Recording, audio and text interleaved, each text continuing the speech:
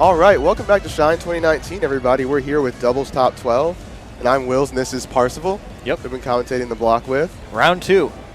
Round 2. We got Hacks and Moky versus Slocks and Lint in loser's bracket right now. Yeah, this is how winner gets top 8. Yeah, winner gets like 7th if they lose after. Yeah, which is a little superficial because we're going towards top 4, I think, right now. But yeah, so I think it might be when the payout starts. So yeah. It's a little bit of might be a little bit of shmoney on the line. So Lint and Slocks should be Fox Falco, and Hacks and Moky should be double Fox. This is going to be a really good double set. Lint is very underrated. Yeah, Lint's coming off a hot local win yesterday. I think Lint's always coming off hot local wins. I feel like I've heard that a million times. He's always coming off hot local losses too. Okay. Like losing tournaments to like Palika. Ooh. I always see Palkia with my brain, and I know that makes him upset. Yeah, that's a bad Pokemon. I don't want people mistaking me for that. Pokemon? Palkia's so lame. Palkia's lame? Yeah. His cry is sick. Yeah, but his like kit is bad. I don't want to play him. I mean, yeah, his kit's bad, but like, who uses legendaries like ever? Sometimes I want to play Uber. Sometimes I want to be a degenerate and get on Showdown and play Uber. Okay. I'm playing like Eviolite.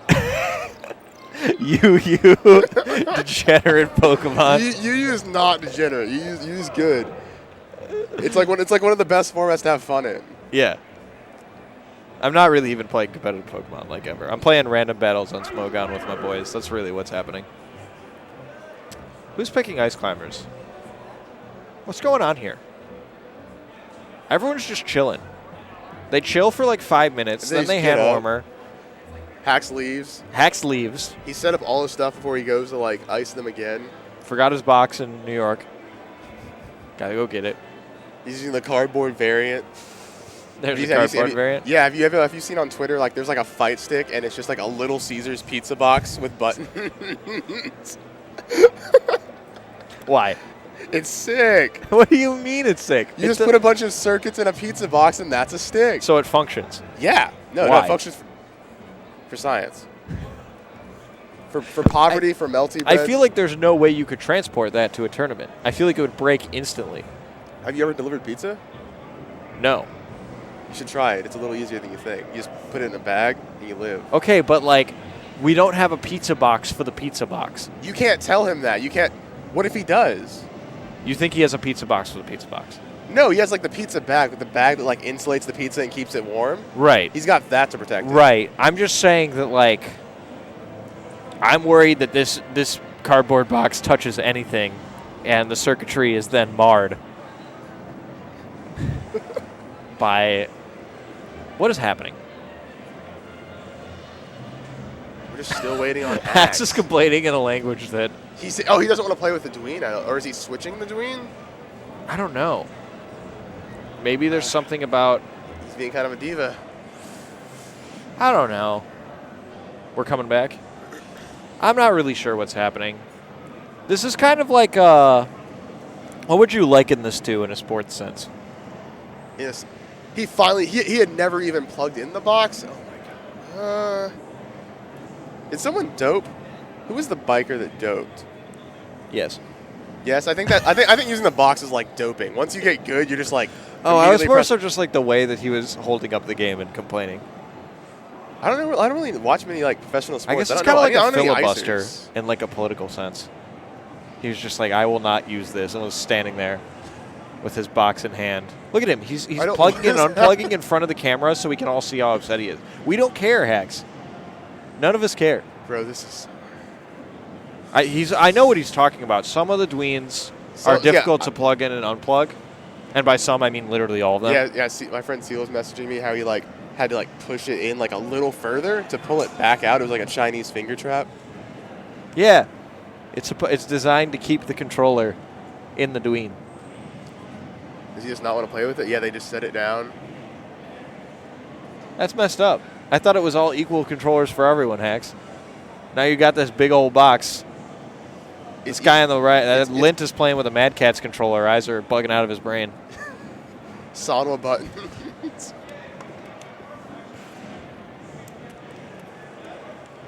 I can hear. Can you hear the ASMR controller sounds in the background? They're very quiet. Hold on, they're not happening anymore. I think I've exposed someone.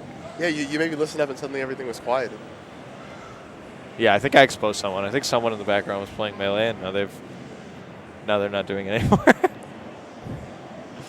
It's okay, random guy.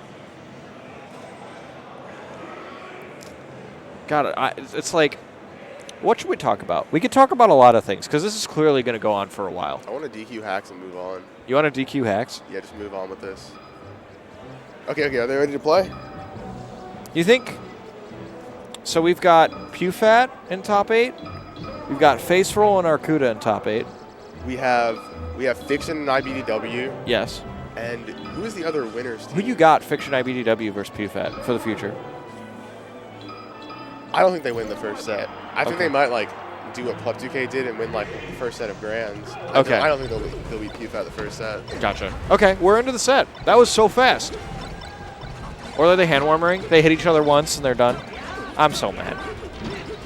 I can't tell. I actually can't tell. Okay, it's a hand warmer. Someone started comboing and they whiffed aerials like really close to each other.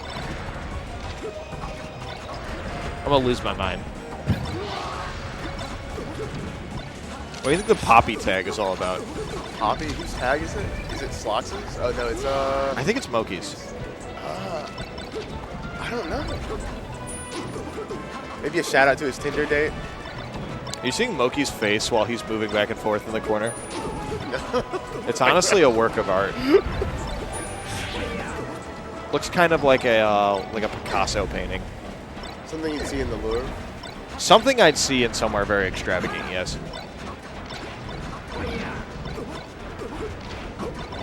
Like Hacks and Moky, perfectly opposite facial expressions. Oh no, they're more similar. Hacks looking downright villainous. Moky looking like the bigger, stronger like helper that the villain has, who speaks in like one-word phrases. It's like, dude.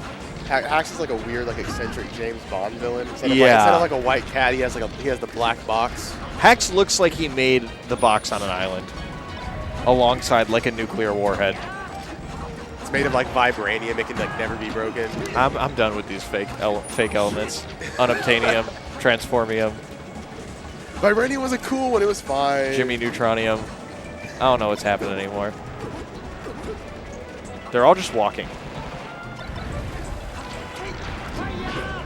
Did you see that? They were all walking one by one. It almost looked like an Abbey Road cover. And then Hacks just ran over and drilled all of them. And Slocks, like, put his controller in his lap, turned to the right, and said, "Why did you do that?" Like, angrily. Like, why would you do that? All right, starting up, Fox Falco versus Double Fox. This is a tough situation for the Falco. I feel like before we were talking about how there's like a set of advantages and disadvantages for the non-Fox character in some of these matchups.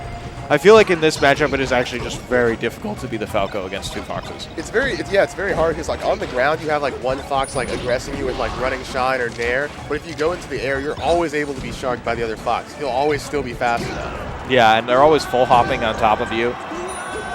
And it's just so hard to set up lasers, but meanwhile Lint doing it is the only one alive after the first 40 seconds, so he's doing something right. Ooh, that could have been an edge guard setup for blue team. Moky and Hacks, both part of EMG, right? Yeah, Team EMG, those repping the squad. The Canadian team. Slocks trying to be real aggressive off stage.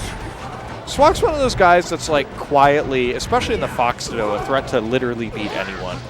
Like he had that great showing at Beast a ways back where he beat I think like Drug Fox and SFAT in the Fox Ditto. Yeah. And just like a really, really solid player that like I think just doesn't put himself out there on the national stage that much.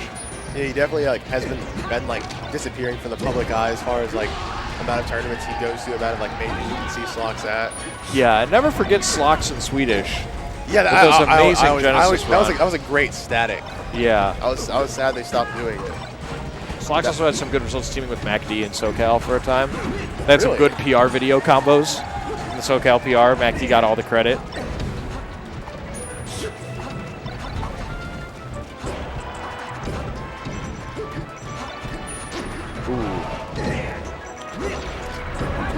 Didn't think Hacks and Moky would miss like the edge guard right there where Falco like clearly fell down. I thought like Hacks would be able to react on the ground and grab him and immediately up air. Yeah. Fumbled a bit on the turnaround. So the blue team Foxes are doing a great job covering like different areas of the stage when they combo. They're positioning like a good distance apart from each other. It's almost like when you play like the melee game modes where it's like you get to control both characters, like 2 Mars. What? You've never seen that before, where you No. can be ice climbers with like 2 Mars. It's a thing in PM too, and like they're keeping that perfect distance apart. Like they started that far apart, and they're in unison. Yeah, like have you seen? Oh my God, Lint! I was talking about something else. Lint just popped off on the Foxes. I was like looking away, talking to you, and I heard doom, doom, doom, doom, doom, just all over the stage. I was like, what is going on? Oh, what a laser! Oh. Man, Lint just took over that game. Have you seen them? Have you seen a clip where I think it's like Kristen and Nikki playing Amsa and Nebi at like a tournament, and they both up throw the Yoshis on FD, and they both do the exact same punish for like 3 seconds. It looks just like it. There's a set of Left and Ice where they, there's a set of like Left and Ice where they do the same thing. And it's like up throw, up air, back air at like the exact same time against 2 other players. But yeah, I've seen the clip you're talking about too. You like the synchronization?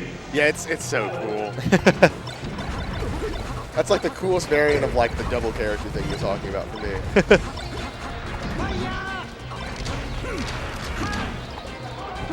Ooh. Lint with some good spacing. Unfortunately, Slocks' stock disappeared real fast. Ooh. Blue Fox is controlling center. It is very hard to get back into the middle as a Falco, and there's 2 Foxes in center stage. But now you have Moky. Nice. Moky is looking at you in the corner. Very nice edge guard.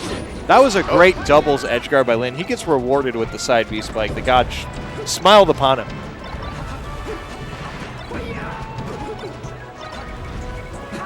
Hack's always letting Moky be the one to approach, like so Hack's can always just follow up. Yeah. Maybe a bit slower on those types of reactions in the box. It's definitely important to have that type of relationship where one is the aggressor and one is the defender. But characters like Falco that like disrupt your movement are actually very good at like dealing with teams like that when they only have to deal with one person at once. Yeah, when he's allowed to like dare you and like take you away from this. Yeah, because if you think about Falco punishes or like functions, he uses strong aerials and then a shine.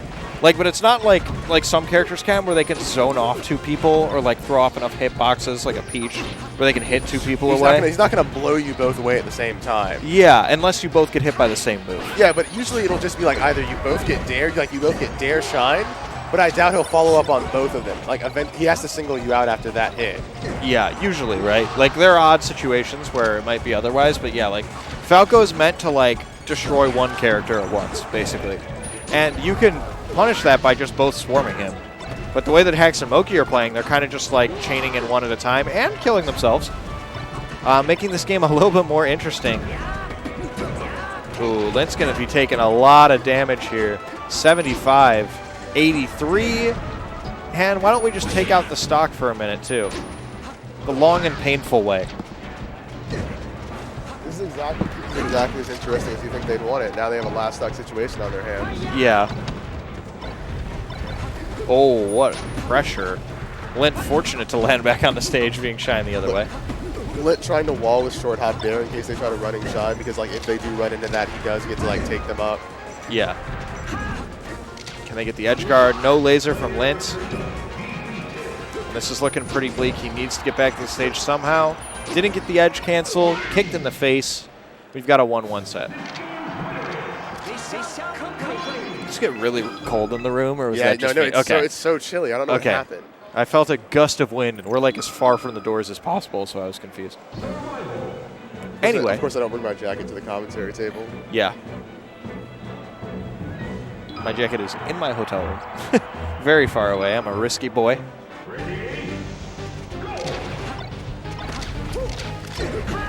Up to shine. Pokemon to go for game 3.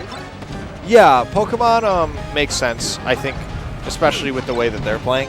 The Foxes, like the times where they struggled in that game was when there was like 1 Fox on the ground in the middle and 1 Fox on the platform in the middle. And eliminating the top platform, giving a bigger stage, I think will help them out a lot. Oh, that was a really tragic laser by Lint.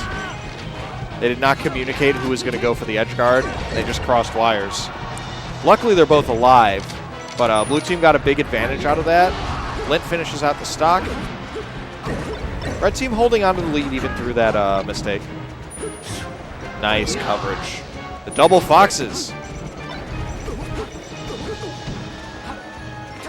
They ran in to save a bit too quickly, like pushed them both into the corner. Thought Hacks to spare them out. Now he's like Moky. Oh, wait, he's alive. Yes, Fared off the side and lived. Interesting. Moky reverses and takes Slocks and runs over to help finish the conversion on Lint. Yeah, Moky's doing a great job of like taking the initiative as the set goes on and just really starting to discombobulate the other team, just throwing out running shine nairs. He's having trust that like as past as Hacks is like in the team, that he will be there when Moky makes those decisions. Oh, running an up smash. Right. Okay, red team doing a good job staying in the game. They're still in this, which is surprising because it looked really bleak for a moment. Their stocks are just evaporating. What a combo by Moky. Oh my god. Hacks cleaning up a stock on the other end. Can they get to the edge? Ooh, Slocks will live for a brief moment.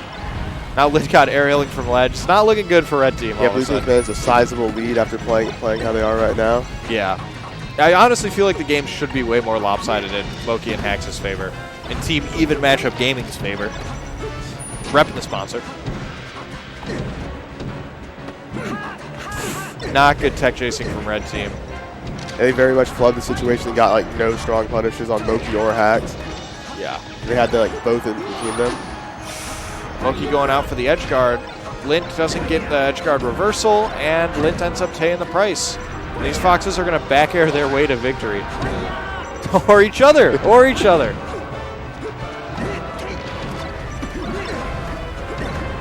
Okay, Slocks trying to create a comeback here. Lint doing some good job zoning. They're tacking on a lot of damage. And then Lint tacks on a lot of damage onto his teammate.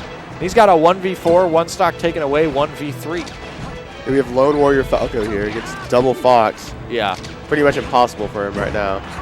Wade dash back, F smash. Okay, starting up a combo. This is going about as well for Lint as it can. He pushes someone off the stage and they die. Like, everybody, wait a minute. This is like now something.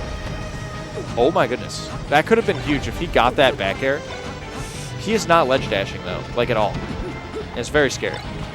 Oh my god, shine grab, F smash. He's kicking. double F smash. He's feeling himself. He's feeling whatever can take the game. He's done so much work, but he's just got too much of a journey to go, man. Like, he did so much work there, but eventually ran out of tricks. Yeah, he got pushed to ledge, and like Hacks and Moky just had the edge guard there. Yeah, and he's not ledge dashing, you know? That's just going to make it ever more difficult for him against two foxes that are literally spamming back air. Do you think they're going to go back to Pokemon? That's a very tough question. I don't think any stage will fix the problems that they're having. So I think that they can go back here and it's fine.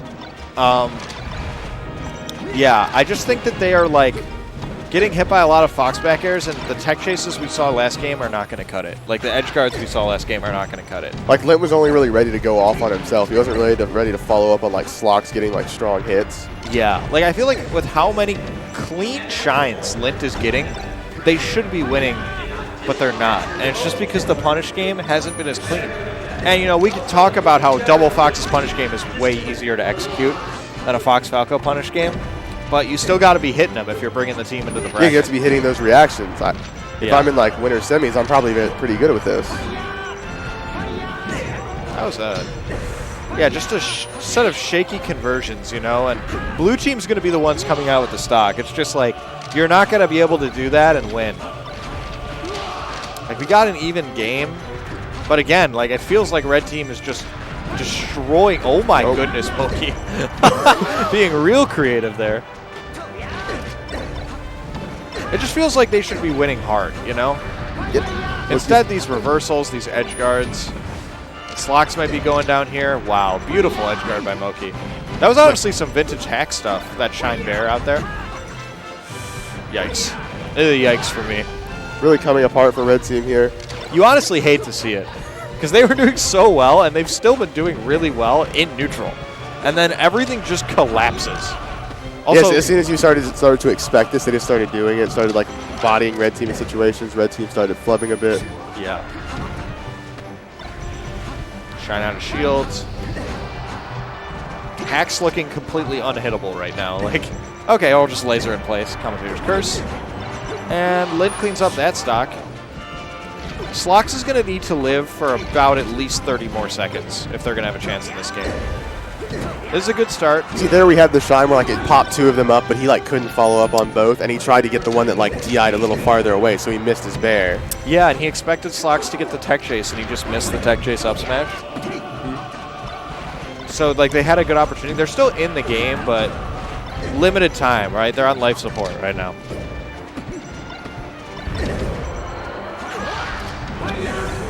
And Hax and Moky looking like they have just planted themselves in top 8. All right, yeah, pulling the plug. He's going to go back down. Life support's over, life support's over. Okay, yeah.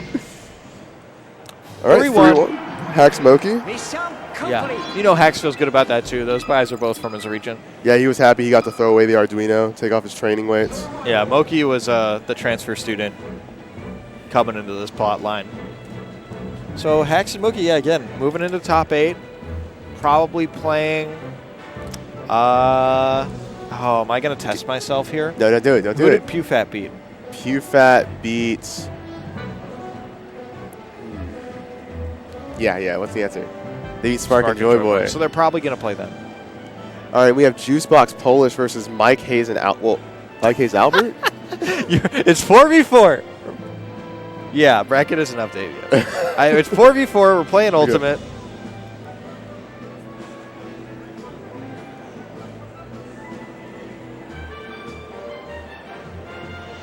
I'm so hungry. Are you looking for the bracket? I know I'm on camera. I'm hungry. Can I not empathize with the people? There are probably people watching the stream. No, we can't. We can't empathize with the people. You have to be different. Yeah, I mean it's good that we have on camera because the chairs are empty out in front of the stream. We're waiting for matches, people. Losers is still updating. We're trying to find the people that are worthy for a top 8 spot, that are willing to fight to the death for it. So is Chu just out of the tournament? Chu and his like CPU? Chu and his CPU are out of the tournament. They did make it into top 32. They did not make it much farther than that. Same thing with Chango and Mikey, the ones that slayed them. Or slayed Chu, I guess. Yeah, they probably like went like 0-2 out of top 32. Happens to the best of us. Luigi specifically, that's interesting. So there's a lot of dissenting opinions about what CPU to pick. I think it's like Ganon and Luigi are usually the ones I see. You say that, but Swedish Delight came to a Michigan bar tournament, and he went with only Link. And he was telling us that Link is by far the best level 9 CPU. I don't know what Link's CPU does. He jabs a lot. Which, Link's jab, excellent. Projectiles, very minimal damage. Excellent. Also, the thing about level 9 Luigi that people don't talk about is he cannot recover at all. Yeah, like once you hit him off stage, he is no longer smart enough to like get back. He doesn't know how to up B. He doesn't know what to do. And Link's recovery with the CPU is quite good. Yeah, he'll just up B. Ganon's is all right. He does a down B, which is a problem. Isn't the Ganon CPU good because he like up B's on reaction? Like he just sees you and just immediately up B's you? Yeah, just jabs you. Link is good too, though. I was impressed. Now, what do you think was the best like 20XX CPU? 20XX CPU? Yeah, because those were like a different thing altogether. That's like, because the easy answer is Fox. Yeah, I think Fox. But I like Puff, honestly. Puff was kind of crazy. Like, you would just get arrested out of situations you had, like, no idea about. That being said, if you play super lame against Puff CPU, like the 20XX CPU, it doesn't do anything. Yeah, because it'll only walk over to you, usually. Yeah, you just back air it. The Peach one was kind of crazy. The Peach one would just, like, randomly float cancel and nair at you. I think it's got to be the Fox. It can't be the Falco either. The Falco one was bad. The Falco one would, like, run off stage a lot. It was real bad. It was so bad. Not a good look. If they could make one that just wobbles. I would be afraid. That'd be an like pauses off. You have to at least play like 4 stocks. You have to play with the ICs, and it's like you have to get these wobbles. They're all going to be the 300. I honestly don't get why they haven't done that. Like it would probably be not that hard to program. Like just like the frame 1 reaction start a wobble when it grabs you. Probably because it's easy to like confirm or like know when like the grab should be secure. So like it should be fine for you as a player to know that you can just stop. Yeah, but I think it would be way hyper if the 20XX CPU actually did it. Like if the 20XX icy CPU just wobbled. That'd be like an infuriating mechanic you don't need in your warm up. No, I think it'd be great. I think it'd actually really help you prepare for ices. Because I think sometimes you don't realize the gravity of dying when you get grabbed. If the CPU could like smile at you in person while it wobbles you, that'd be like the right experience. Like Boyd's just looking at you, he's just very happy while he's wobbling you. I'm seeing some bias coming out from the commentator. No, there's no bias. No I play Peach. I don't care. That character sucks. Icies are really bad. They can wobble if they want. Okay, so wait. Swooper and ToSeyn. And Swooper walking up. Samus Puff. Yeah. Oh, that means they beat Wally and Fable. Is that what it means? I was about to check. We had that. We had the New Jersey team kill. Yeah, so they're going to play Spark and Joy Boy. Oh, no, they beat Spark and Joy Boy. Oh, what? They 3-0'd him. Swooper and ToSeyn? Yeah. So Swooper and ToSeyn are waiting to play Hacks and Moky in top 8. On the other side, DJ and GMoney are waiting for the winner of Juicebox Polish, MikeHaze Albert. Who you got in that set? Juicebox Polish or MikeHaze Albert? I honestly got Juicebox Polish. I think I have MikeHaze Albert. They're both like much more experienced as far as like I consider them in the 1v1 situations. Like I think Albert would like body Juicebox or like beat Polish. And then like MikeHaze is like guaranteed to do like everything you need a Fox to do at his level. Yeah, I think he'll always like win and scrape. I don't know why. I can feel it in my bones.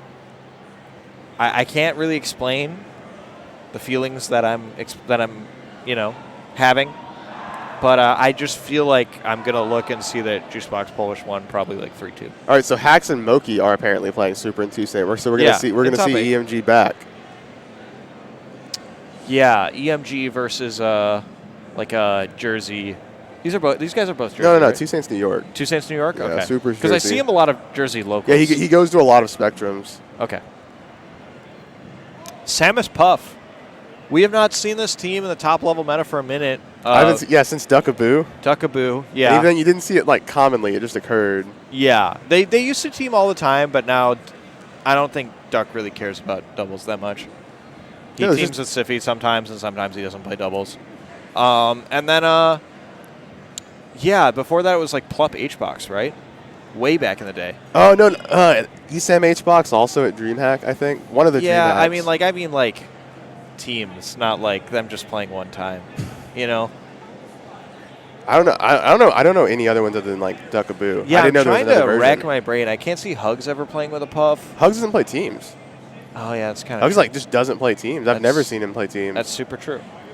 I haven't seen Minty play with a Puff. Minty's hands are dead. Yeah, but I'm just trying to think of Samus's. There's a Samus in South Florida that I think does it. Okay. I think Wevins maybe in like 119J. Okay, that's you're going deep into the cut. I was not prepared for you to whip out. Okay, so the point is that there aren't really top level Samus Puff teams in the metagame. Sorry, Wevins and TJ. I'm just going to call a spade a spade. And then they're going up against Double Fox. They're going up against the tier list. And Hacks and Moky will surely know how to play against Samus, so this will be like probably a thrashing. Yeah. Vro on stage with ToSeyn and Swooper. I don't know what they're talking about. I feel like Arduinos are probably the talk of the town up there. Arduinos or mosquitoes? That's all we're really talking about right now on stage. Swelled brains and swelled controllers.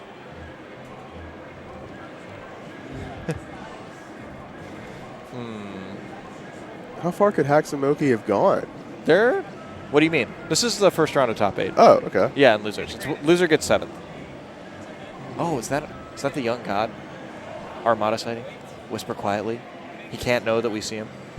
Armada is about 5 feet from me. I haven't seen Adam in like over a year. Yeah, because he used to come to Michigan to play with all the time. He played with like Vaccine? Vaccine, Duckaboo. Basically, if you could take the population of Michigan in the Melee scene and then like remove me, that's who Armada came to play with. It's really just not me. I did play him in tournament before, but he's a super nice guy. He used to come to all the bar tournaments too and get absolutely destroyed. The Sashes? Are they Sash? Yeah, Sashes. Smash's Study Hall. Because Armada and Android, because they're freak humans, decided that it would be an excellent idea to just say, we accept all shots that anyone's getting for us. The whole night. And by the end of it, Armada was playing Young Link at Game & Watch and not winning. Not winning at all. not winning once he got to that level of the bracket. He beat me earlier in the bracket. But he was just too drunk to keep going. Yeah, it's a certain point, standing was not an option. You know. Poor Adam. All right. It is currently 4:59. We are being stalled out by the Boxman and Moky, Team EMG. He's testing other dweens. He's testing dweens in the venue. He's going to bring like the dween he likes. He's going to bring it to stage. It's just like every set, we've had to wait a really weirdly long time. And it's not because of our great production team. They're doing a fantastic job right now, dealing with venue Wi-Fi and stuff like that. They've been doing great.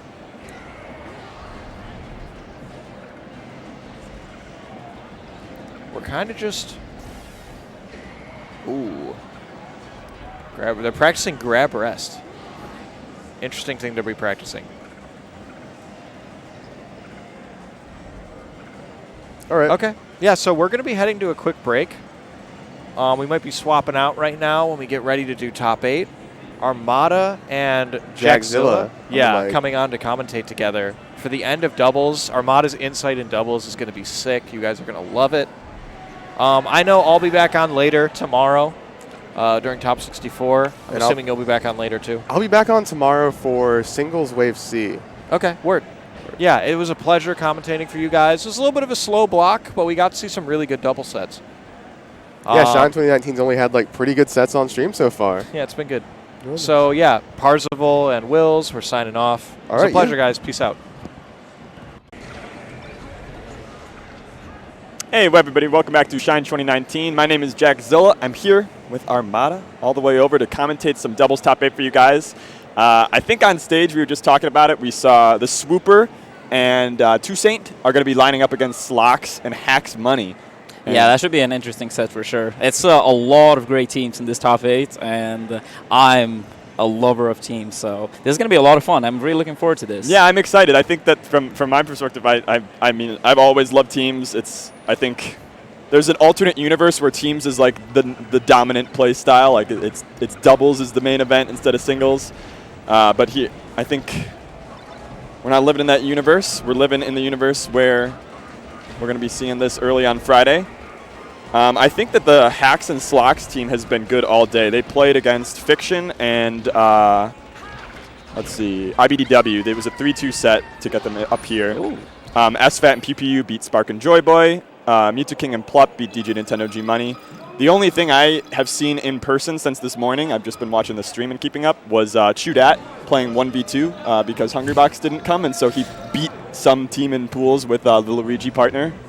Isn't that what Chudat always like, or sometimes at least, I've seen it do it on his stream, like playing 1v2s, maybe, you know. He practices? Yeah, like it seems like it. He against like some it. of his viewers or subscribers. I have to ask you, Luigi level 9 versus Ganon level 9, which is the optimal like teammate if your guy isn't going to show up? Probably Luigi, but Ganon is better solo level 9. Anyway, we're getting started. Double Fox versus Puff and Samus. That's a slow team. Yeah. As a Double Fox against Samus Puff, you really got to be careful. And I was about to say, stay close to each other so you can help saving your teammate from rest setups. Really important. You don't want to be separated from your teammate too much fighting against Puff teams. Yeah, one of the concepts that I've heard actually you talk about a lot is vertical kill power in doubles. And I feel like that's one area where, like, without rest, Samus and Puff are going to have a really hard time. Yeah, vertical kill power is incredibly good in teams. And if you can't pick between vertical or horizontal, you should pick vertical. Because it takes a lot of time dying off the top. So that's like a strength of Fox that people rarely talk about. But it's really good. Yeah, we haven't actually seen, I think, a top, like, Puff and Samus team since Plup and Hungrybox used to play together. Yeah, and they had, like, a lot of success back in the day. Yeah, I think the combo Samus was commonly, like, the Samus just, like, tossing somebody up into a rest. Yeah, Samus down smash is really good for setting up for rests and also edge guards if the Puff is not there. Ooh, beautiful conversion by the Foxes. Yeah, since both Samus and Puff are very floaty, you're not really going to get too many knockdowns, and back air setups, back and forth into up air, that's mainly what you want to look at. Yeah.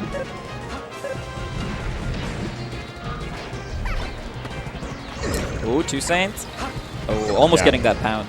Yeah, ToSeyn having a little bit of trouble whenever the Swooper is kind of in a 1v2, finding his way in. He's able to kind of poke around the edges, but not break up the fights. And that's probably a big reason why, right? Is because any time that they're like throwing out these Fox back airs or up airs against Samus, if Puff tries to contest and isn't like actually effectively getting the hitboxes in, Puff just dies. Yeah, you got to be very careful with your timing and spacings. And that's like one of the main differences between Hungerbox and a lot of other Puff players is how he picks his spots and when he picks them. Yeah. That'd actually be something that I think would be interesting to track is how does ToSeyn differ than Hungerbox, because we really don't see any other Puffs at the top level in doubles or singles except for ToSeyn. I think the main part with ToSeyn is that he's going in much more. He's not the traditional Puff player in that sense. Like, he wants to fight a lot. Yeah. He's a little bit like the American Tech in that sense. Yeah. But pretty close game so far. Yeah, 4-4. Oh, that was so close. Such a beautiful conversion by Hax and Moky. Yeah, getting the grab, but Hax not there in time. Oh. I love that from the Swooper on the right side of the stage. Like, Swooper knows that the job right there is just to prevent the Fox that he's fighting from going over the left side of the stage. So just sitting there and shielding, like, creates a complete stalemate. And that protects ToSeyn a little bit.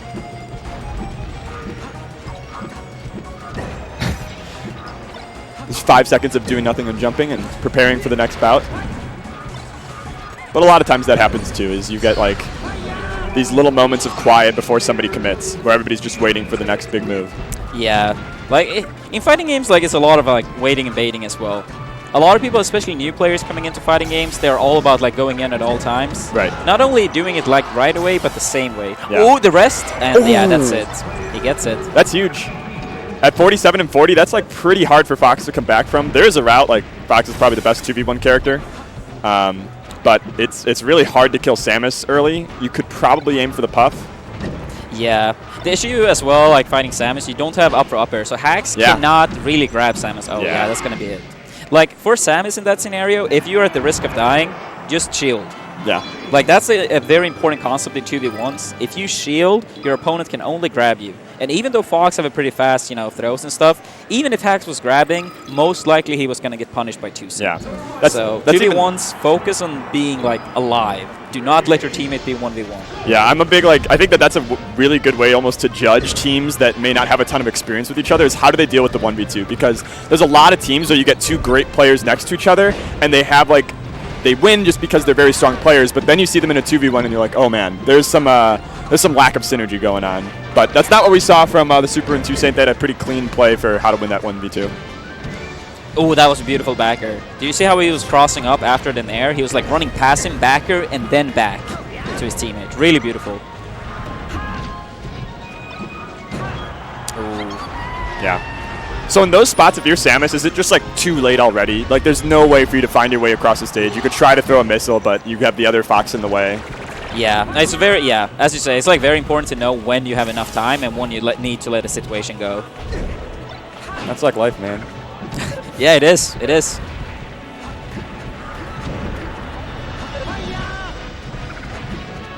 But yeah, FD also has a counter pick. Like, this stage, really, really good for team combos, I would say. You don't have any platforms interrupting. Oh, what the hell? He got both! He got both! He got both! That was crazy. I don't think I've ever seen that. There's been 3 things that have happened today in Melee that I've never seen before. That's a classic Melee. That's crazy. The double kill, because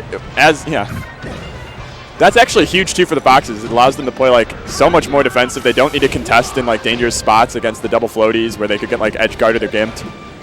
They can play, if they want to, they can play more conservative. If they want to, they can play way more aggressive. Like it just gives them the freedom to choose. Yeah, I agree. Main priority though should be not going to the ledge too much though. Like you can still play pretty aggressively, but you pick your spots more close to the center stage. Yeah, that does not appear to be what's happening. That's actually a little bit of a tough setup with Samus is the missile off stage, because if it doesn't hit or like they are able to jump over it, like the goal is that by jumping over it, they can't dip down and then punish you when you're going too low. But I think if you miss or you don't get that setup, then you're pretty much dead. Oh, almost got the rest. Yeah, I was about to say, very important for Swooper trying to survive there. So is Samus just like almost too slow in those spots where if Puff misses rest, then she's not going to be able to jab in time. No, I feel like if you're right next to it, most of the Gotcha. time you're going to be able to do it. It's more so maybe if you do a team pass and Puff rest, maybe you won't make it, all the way over there in time. Because you also don't have like a super quick projectile like a Falco laser that can interrupt and wake Puff up right away. Right. You'd have to commit to like both missile or like the short charge, and both of those are real long. I think this is actually a really good showing by the Super and ToSeyn to kind of barricade the walls and keep themselves in the game. I was about to say, he was stuck in his own grab for a long time there. It's just really hard for ToSeyn to get. See, right here, it's like, I feel like the Super and ToSeyn have no agency when they're separated like this. Like, it just puts them in 2 1v1s with boxes. Oh! Oh, the save? No, they can't afford that. The fact that they both recovered from that is like, I feel like the whole point of this double floaty team is you can edge guard Fox really well. If Fox is off stage, somebody can kill him. The thing is, sometimes what happens when you have both people off stage is that people, they try to, close both stocks out. But in some scenarios, it's kind of like you have to pick one. Yeah. And then, work from there. Sometimes you don't have the opportunity to close out both stocks right away. It's better to 2v1 and get it guaranteed than a 50-50 with two completely different people.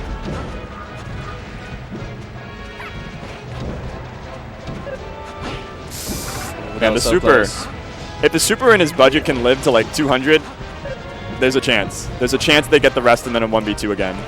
Yeah, I feel like, main priority, ToSeyn. Oh, I was about to say, throw it. Oh, that's a long way home. Yeah, that's over. Yeah.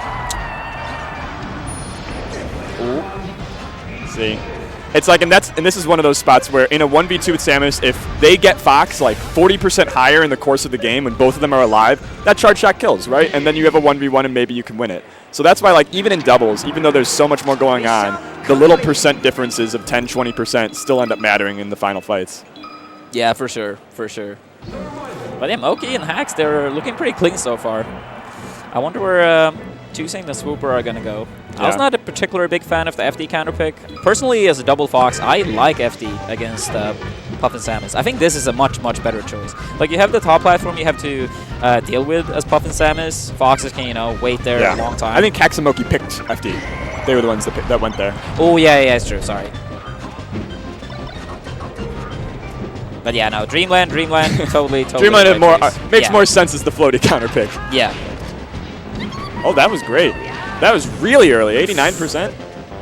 Yeah, it's actually crazy how Fox is up here, how early it kills. Yeah, like in teams, it almost feels like they're retreating. It's harder to track the DI, I think, in teams sometimes, and you can get to the top platform sometimes. Like, it's nice, but I'm haunted by the Shine. Like last year when they had the Meta Scouter stats and stuff, and seeing the Puff survival rates, it changed me. Yeah, Puff dies early. It's just a meme now. Like, people have seen the truth. They've seen the truth. I think the way to lawyer up the term is Puff can die early. Yeah, kind of like there. Pretty early kill. Yeah.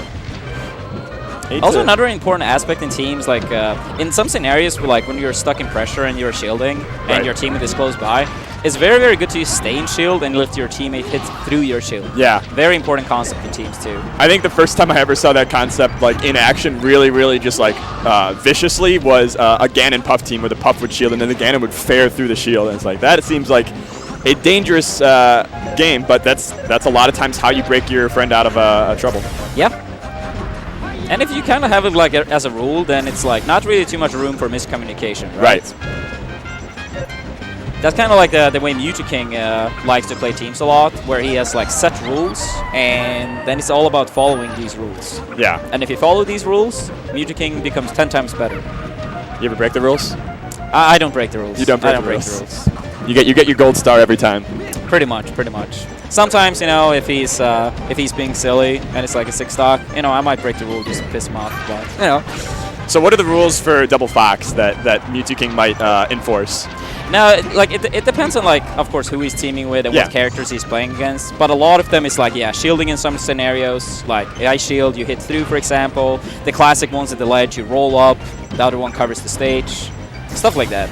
Yeah. Or if you throw at certain percentages, I throw in this direction, like peach cheek, forward throw, down smash, work from there, or nair down smash. Yeah. Even right there, we saw like another classic like doubles concept in action of delaying your recovery.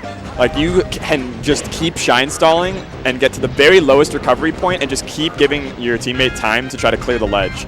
Like it's better to just wait and try to get somebody to help you than, you know, go for the instant back in a lot of spots. Yeah, I totally agree.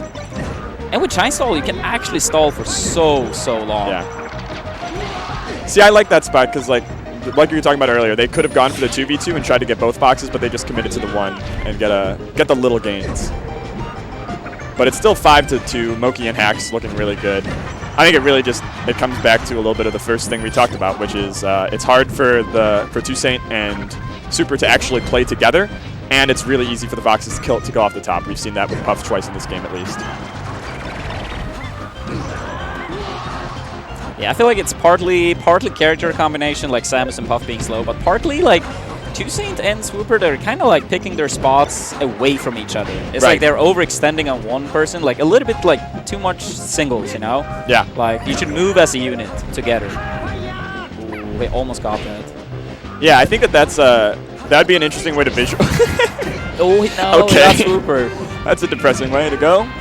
I think that's an interesting concept though in teams, is like to not think of yourself as one character, but think of yourself like think of both your characters' tool sets simultaneously. It's like so this isn't about like can I kill them? It's if I up air, then my team's kill move can come through from the other end. I think that's a concept in a lot of team games too. Yeah, and I was like looking at like, you know, the overall profit, not my profit, the team's profit. Yeah. Like if your team wins and you get 0 kills, well, your team still won. That's better than you getting 7 kills and your team still lost. Yeah, sometimes you gotta take one. Yep. Just like when gotta put the ego aside. Just like when Shoot At, this is what I was saying earlier, the thing I'd never seen before, he let a Luigi CPU take his stock. One of the nicest things I've ever seen in my life. Alright, so here we see like the absolutely opposite counter pick of Dreamland. And with the hard time they've had, that F smash clipped him. But yeah, with the hard time they've had, you know, staying close together, I think this is actually the right call. Yeah. Maybe not on paper, but in practice this time, I think this is the right call. Yeah, I think a lot of times doubles, Yoshi's Stories is a little bit has a different reputation than it does in singles. And you'll see, you know, Peach players will come here because you can just kind of create a huge mess in the center of the stage.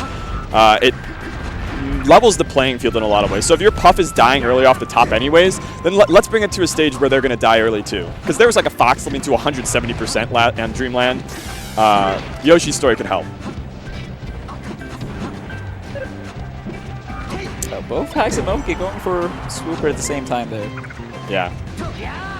This is what you were talking about, right? Like, ToSeyn is just off on the edge waiting for a Fox to come that's never going to come. They're just going to 2v1 Swooper. Yeah, the thing is, like, that type of strategy, it's normally, like, you need your teammate to outplay the other people. Yeah. When you, like, oh, just send them here, you know? But in this case, Swooper is, like, working a little bit from behind, right? With both Hacks and Moky. Moky have had a fantastic year overall so far, actually. Yeah. I remember so many people from Canada, like, it's very interesting. Every region, they're, like, up-and-coming player, they're like, this guy is going to be it. He's going to be the truth. You know, about half the time it doesn't happen, and they're just like pretty good. I think Moky is an example where everybody in Canada was saying Moky is going to be, you know, one of the best players in the world, and then he showed up and did it. Yeah. Hacks 2 has been quietly having a pretty good year. Yeah. Unluckily taking an SD there, though. Yeah, sometimes. Happens sometimes. The year has been good. That last 30 seconds, maybe not so much.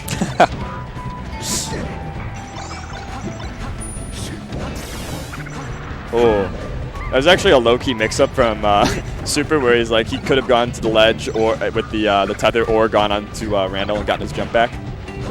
Yeah, I love those Randall mix-ups. It's too many players to this day that still don't really pay attention to the timer. But you see some players, they really, really do. And do you know the timer? Yeah. Now it's out on the right side. Do you think about it though? Yes, every time. That's insane. That's why I counterpicked this stage, or I did counterpick this stage against Mewtwo King, and then used it to my advantage. Partly because it's very good, and Peach is very bad at the ledge, and because I knew it pissed him off. So yeah, you look win-win. See, side B through air Randall, left side. And you look like a genius. I don't think there's. Oh.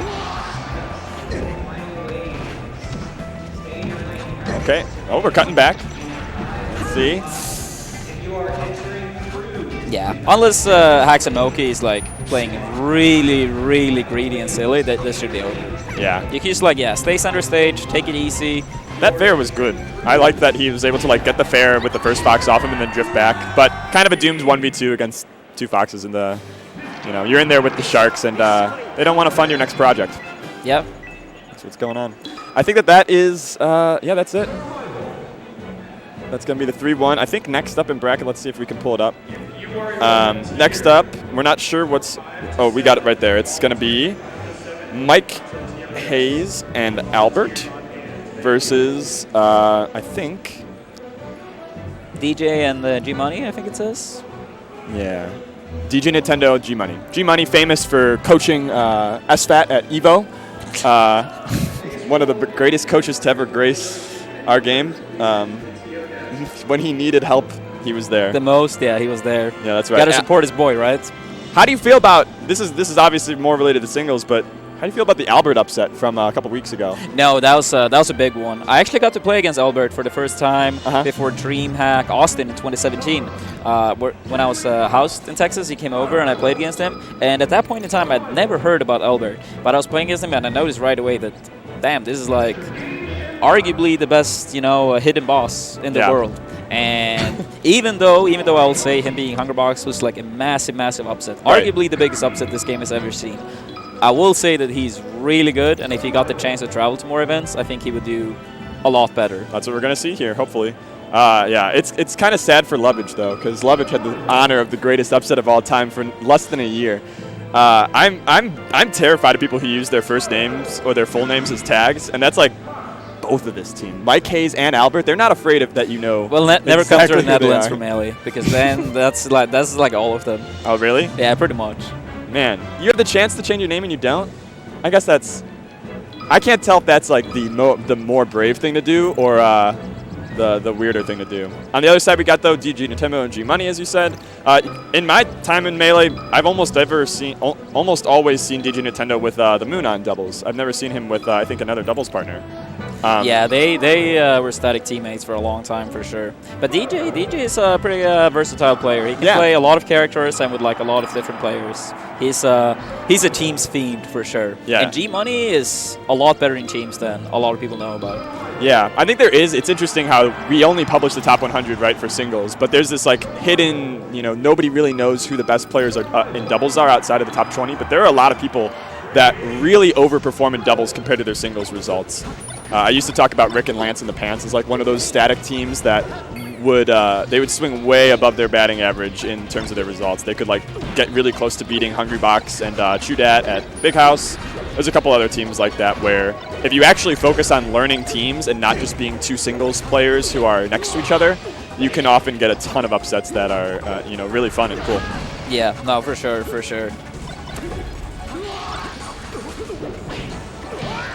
All right, so GMoney gonna start off with Marth this time around.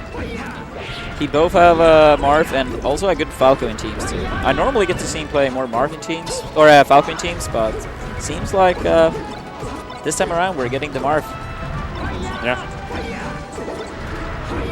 DG Nintendo, I think for most like big, money on the line tournament sets, he's been playing Fox for a couple of years. But, there's always hope that if they like 7 Stockton, maybe he brings out the Pikachu. The old I'm pretty sure we're not going to see that. But if I'm dreaming. This is one of those like 5% way on the other end of the standard deviation results. But it's weird that Axe is the only Pikachu. For a while there were like at least 2. There was like Pikachad, or there'd be DJ Nintendo with his secondary. Anther I don't think was ever top 100, but it's kind of crazy to me that when there's a character that's like in the top 100 and there's just one person with it. Yeah. All right. Seems like we're going to be about to start. Yeah.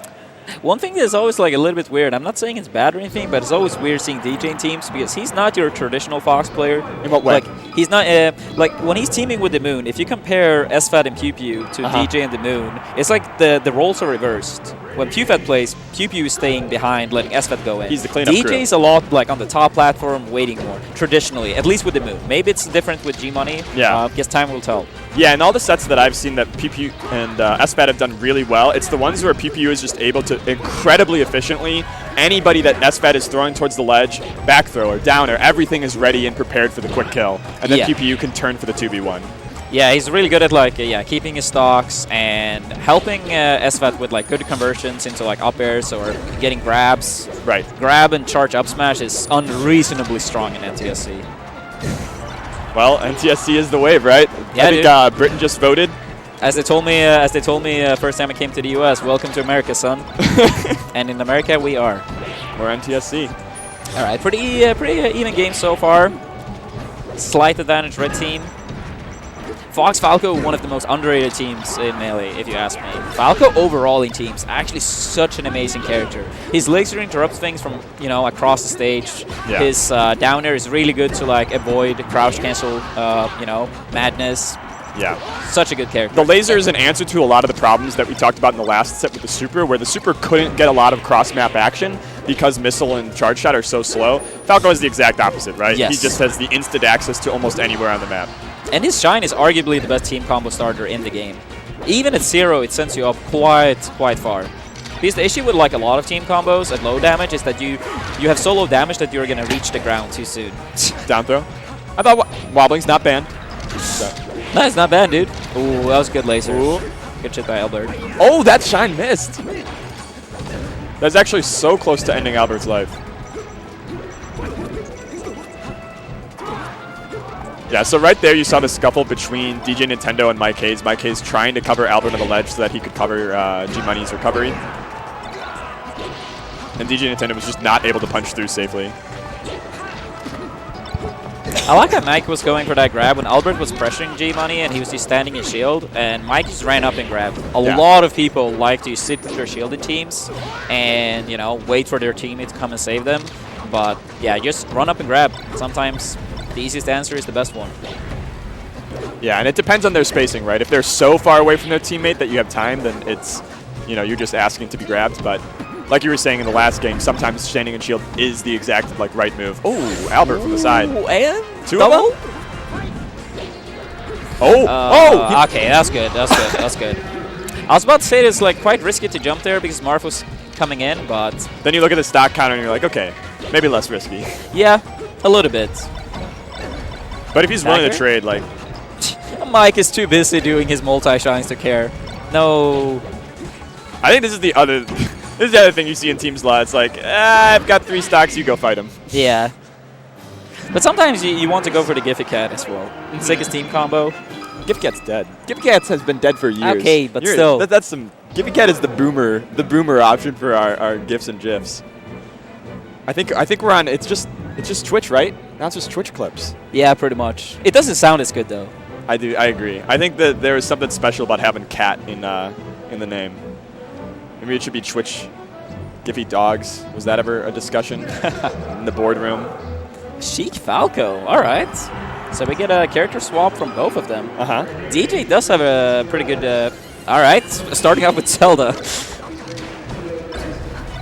Chic Falco also a little bit of a sleeper pick in teams, but this team I would say is very reliant on playing team-based. Yeah. Some teams like Double Fox, for example, you can get away with playing a lot of double singles. Falco Chic, I feel like you really need to play as a team to make... yeah, you're giving up definitely some of your vertical kill power for maybe easier to set up team combos. Yeah, team combos are really good with this team for sure. But as you said, like the kill power is not quite going to be there. Like it's a lot still good. I mean, it's still Falco, right? At the end of the day. Yeah. It's still pretty good, yeah. But it's all relative. Like something can be good, but not be better than your opponent. Yes. And in this matchup, that's where we are. Yeah. Like a lot of the kills for Chic Falco, I feel like, is like combos into Falco's down air. It's a really good finisher for team combos.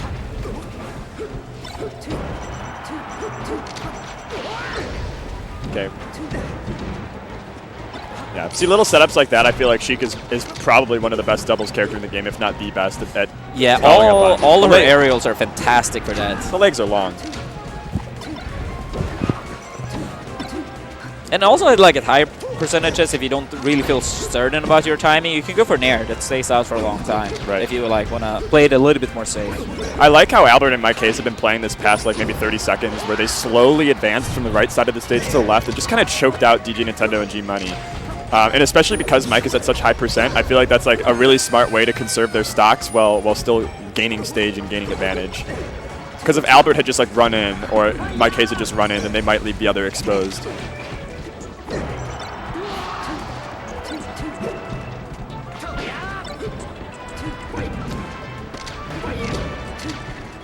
Yeah. So how do you feel this these character changes are working out? So far, not very good at all. I don't know. I just feel like they're getting very overwhelmed by Team Spaceys. You want to try to only be whelmed at worst. Like they're picking it up a little bit now. Like it was looking much rougher like a minute ago. So I need to keep it up. Oh, the fact that both of the Spaceys missed that 1v2 on DJ Nintendo, and just like you said, just DJ Nintendo held shield for dear life. Albert goes and gets on top of GMoney. That's actually really good play by DJ Nintendo. Oh, can he live here? 140. Nah. Yeah, see, right here, if GMoney was like not being 2v1 instantly by the Fox turnaround, he might have been able to get a laser out to save Sheik.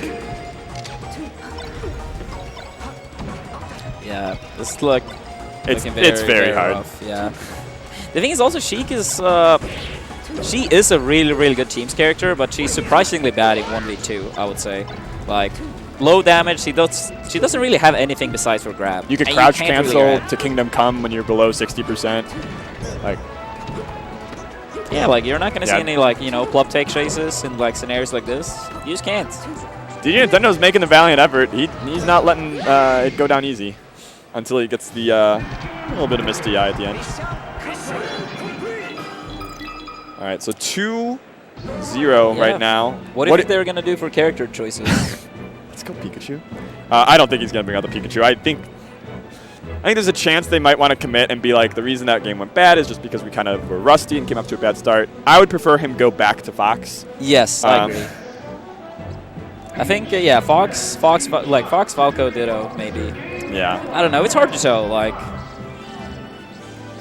it's not like they're getting destroyed, but it's bad enough. And MikeHaze was always having the upper hand. When it's two even teams and you're losing by like 2 or 3 stocks, that's pretty rough. Yeah, double Link, that could work. Young Link, Yoshi with 2 CPUs. I do think this would help the red team more than the blue team. Yeah. Okay, so they do go Fox Falco. Let's go. Yeah, I personally think this is the most likely pick to be able to do a reverse trio. Yeah. It's still like a very rough situation. But in these type of scenarios, you don't only want to think about winning one game. You need to think about what can win us the set. And I think this is the right choice. They've tried a couple different tempos now with these different team compositions. I think frankly now's the time to like go ham. Like you're gonna lose if you can't find a new style of play, and this is the stage to do it. You can get a ton of team combos. You can work together. The comeback's gonna start. They have the tools to do it.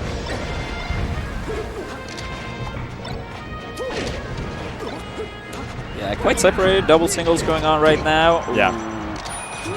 But yeah, that's like in teams sometimes it's like, should I keep going for my edge guard or saving my teammate? Sometimes you need to make the judgment call. And sometimes, saving your teammate, sometimes just keep the edge guard up is the best. Ooh.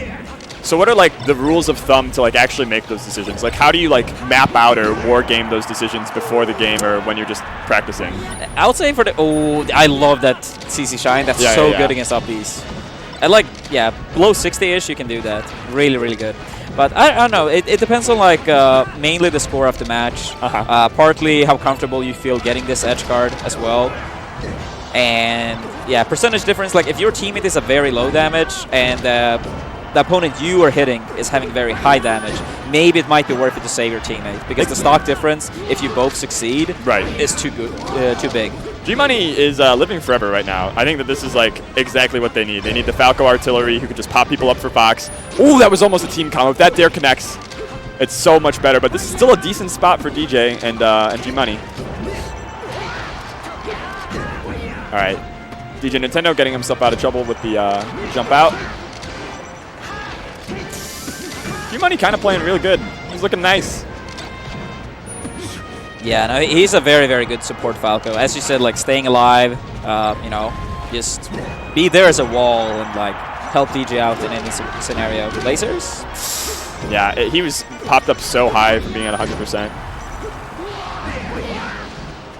And just like that, most of the lead evaporates. They've still got a chance to collect on MikeHaze. Yeah, it looks like DJ's got it. Yeah, opting for the backer, doesn't want to smash the eye on the up air. I respect it. Ooh, good follow-up with the backer. Yeah, that sequence from DJ was actually so big-brained, where he jabs the shield and then runs away, knowing that GMoney is going to be the one to actually hit MikeHaze towards the ledge, and then he was there to pick it up.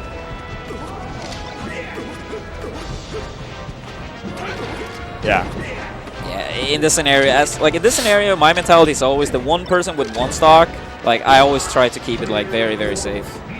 Don't want to like, because you have. Oh, DJ! I'm sorry to interrupt you. Yeah, no worries, dude. No worries. That's so now big. what I want to say was like not only one stock, but if you have the low damage, like one person have high damage, one person have low damage. The one person with low damage with 3 stocks should take it, you know, carefully. Because if you die, it's a very high chance your teammate dies like roughly at the same time. And Mike is low-key winning this sloppy 2v1. That was like a very, very messy start to it. And now you have DJ Nintendo at 101%. Okay. All right, all right. All right. That was almost a heart attack for blue team, but they put it together. Yeah, just enough. That's all they needed. All they needed. Now they're on the scoreboard. Yeah. All smiles still from Albert and MikeHaze. What do you think that went wrong from their perspective that they're going to be able to fix going into their first counter pick?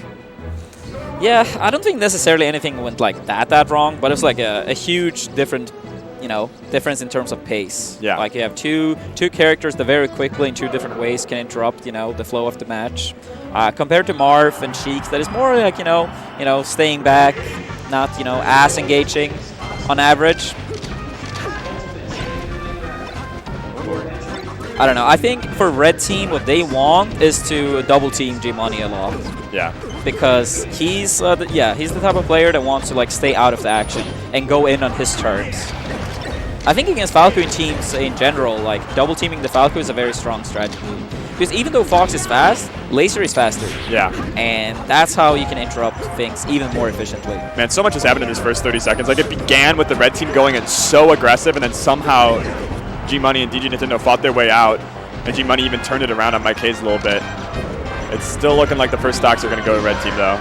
Yeah. But they put up enough percent on Albert to make that a threat. GMoney getting interrupted by Laser. I like the idea there that DJ was like, you know, jumping off stage, trying to force MikeHaze to go in. He did go for the panic side B, but GMoney couldn't interrupt due to the Laser. Right.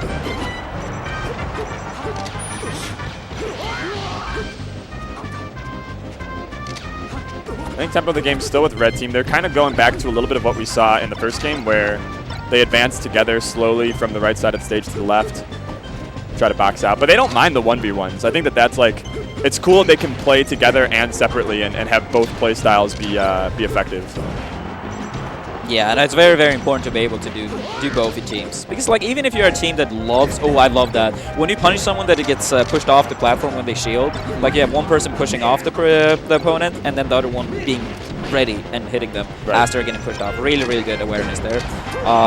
But yeah, in teams, like even if you are a team that wants to play a lot of like synergy-based and team combos, the counterplay to that for a lot of teams is trying to make you not able to do that. And then you have to be able to play the solo sequences as well.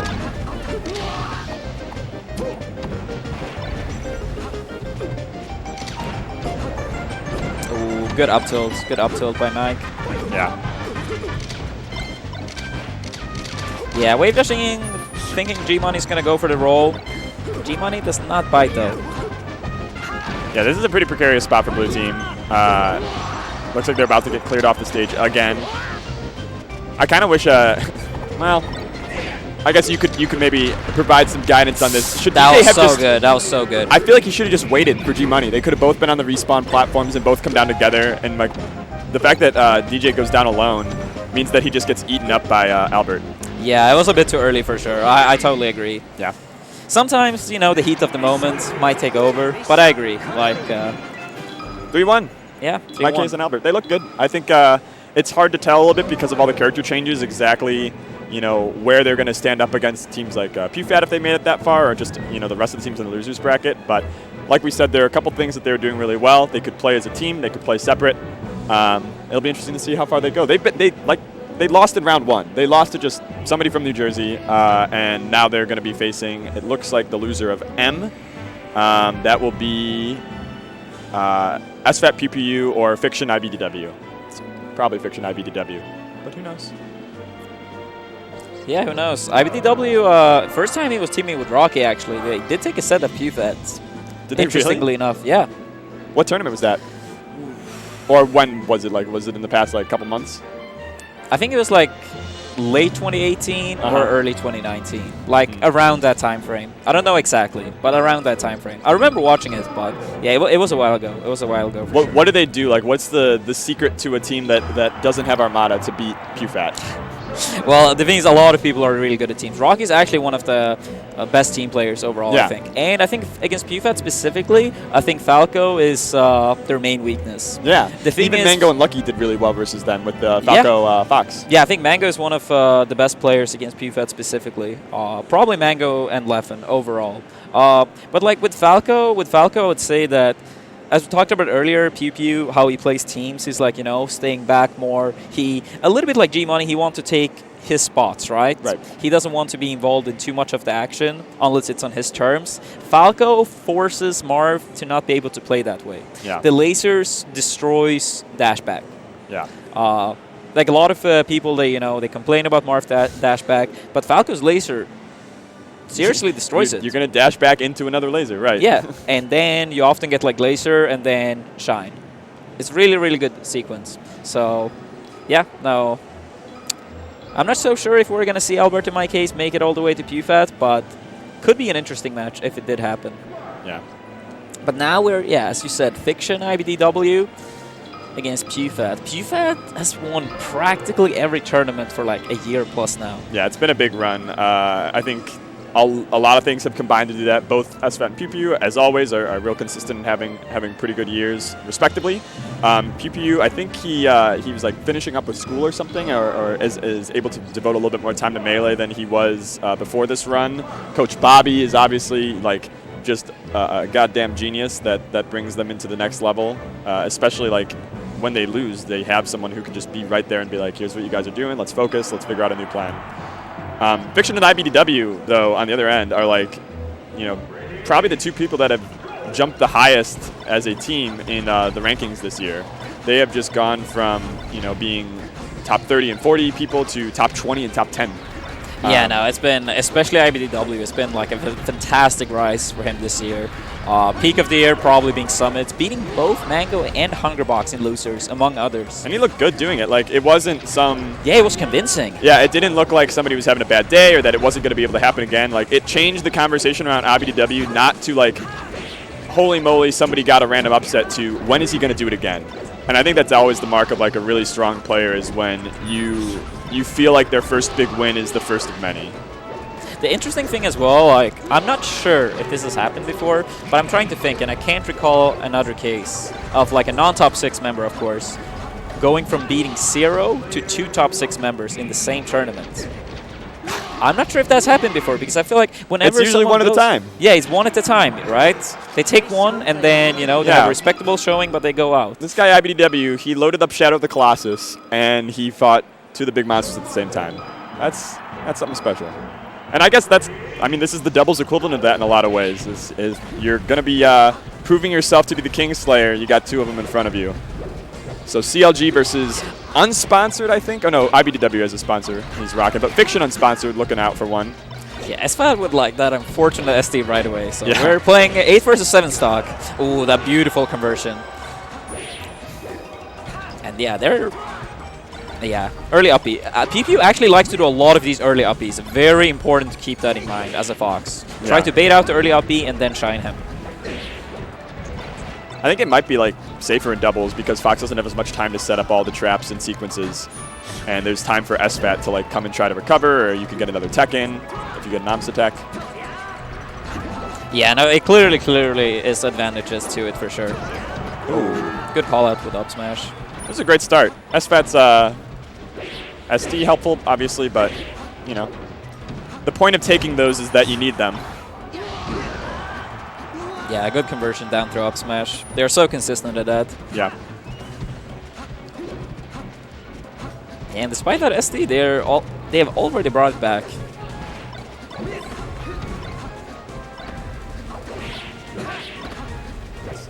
Yeah, Pew spacing around that, taking place shine. He's going for the raw F smash. One of the things I'm going to be like looking for is what arrangement of Fiction and iBDW they do the best with, because right there when they're just sandwiching SFAT and Pew in the middle, that like looked like it was really, really effective for them. Obviously, that's one of the places where Double Fox is absolutely bonkers strong, because you can just start spamming back air ladders. But I wonder how they even can get to the point where they set that up. PP holding on to the stock so well. That's, to me, I feel like that's one of the hardest things with fighting PewFat, is fighting the urge of just going in and trying to kill Kevin when it's not a favorable You're so position. mad. You're so, what's this guy doing with 3 stocks 3 minutes in the game? Get in this hypothetical game that we're constructing in our head. But yeah, I agree. I think that that's like a common thing in doubles is when you get frustrated fighting one person, you want to go and try to bully the other, or you feel like you have lost track of the stocks and you're suddenly like, wait a minute, he's on his 2nd stock or 3rd stock. That's a great sequence. Are they going to save each other? No, too high percent on SFAT, but Kevin makes it back. Yeah, Kevin's recoveries overall is just like incredibly well. He always saves his jump as he's really good at mixing up like all his timings off stage. Yeah. With the side Bs, the up Bs, the jumps themselves. That was so good. Yeah. From like SFAT, where SFAT covers the right DI, and then when he knows that he can't get anything, he doesn't overcommit, and he knows that that PPU is going to be able to pick up the pieces. There's just so many little things they do that are they're cool to watch, and they're better than what almost any other team is doing. Yeah, no, they truly. Oh no! It's just one of those little things. They're just better. They're better at everything. I can't believe he killed him with a down. That up smash, he actually could have teched in place, then grabbed him. Very underused tech. I'm not sure if this is iBDW or Fiction. I'm not sure the ports. No, this is Fiction. It's Fiction. All right, Fiction in the 1v1. Fiction is like, oh. No, he didn't get. Yeah. Yeah, no, that was close. That was. But it was like a stupid close. Like it was a stupid close. It shouldn't have been close. Yeah. Taking a drink of water, laughing about the time that you killed your teammate and almost threw the game. Yeah, that's like the laugh when you know you messed up, but you still did good enough to get the double. You can't flame your teammate until you actually lose the game. All right, traditional counterpicking is PewFat. PewFat probably I played on this stage more than any other stage in Teams. And honestly, I'm not 100% sure if it's that good against PewFat. Why is that? Because of Kevin's survivability. It's so much harder to killing him this stage. So, I don't know. Like, for me and Android, when we played Fox Cheek, I personally didn't like this stage as much. With Peach Cheek, I liked it more. But Fox Cheek, yeah, that was beautiful. And that's like the other ace in the hole, right? Is that if SFAT can like clear the stage to be a full 1v1 with PewFat or PPU just versus a spacey, he can kill them from almost anywhere on the map if he's getting the good Marth combos in.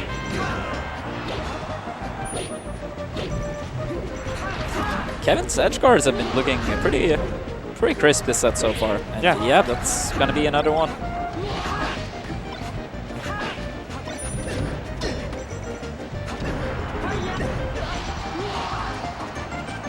All right, 6-4.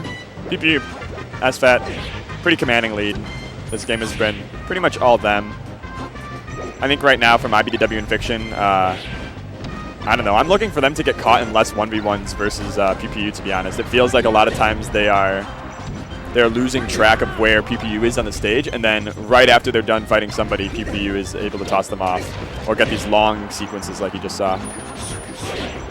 Yeah, I think for Fiction and iBDW, they need to try to go for more 2v1s against SFAT, forcing PewFat out of like his comfort zone, and then if they ever do catch PewFat, then keep up with the punishes. Marth is very, very easy to team combo relative to most other characters in teams.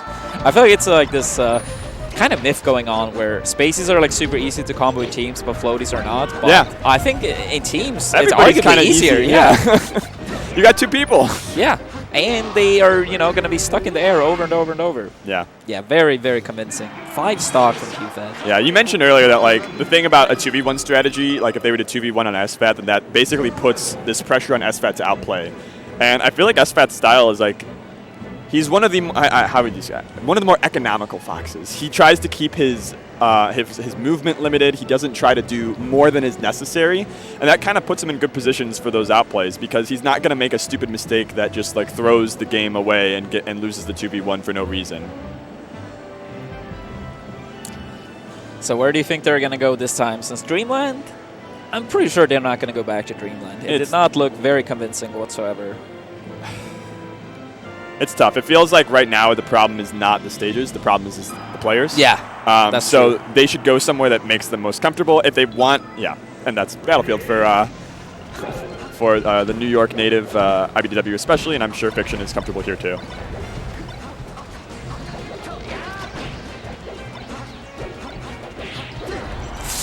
Ooh, big tipper.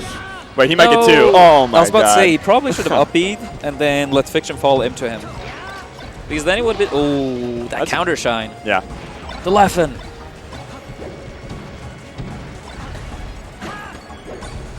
Yeah. Yeah, it's going to be another stock. This is a mess on the right side of the stage. It looks like, yeah, PewFat and SFAT are able to get their way out, but so much percent taken by PewFat. I like that steal. Like, that's the other, like, riskier option than having the dedicated gameplay of 2v1ing SFAT is if you can surprise PewFat, if you can sneak in a kill here and there, I think that takes away a lot of the power that he's bringing in. Because if he's just like on the other side of the stage, but he doesn't actually have any stocks that he's tanking, then it's really not a problem.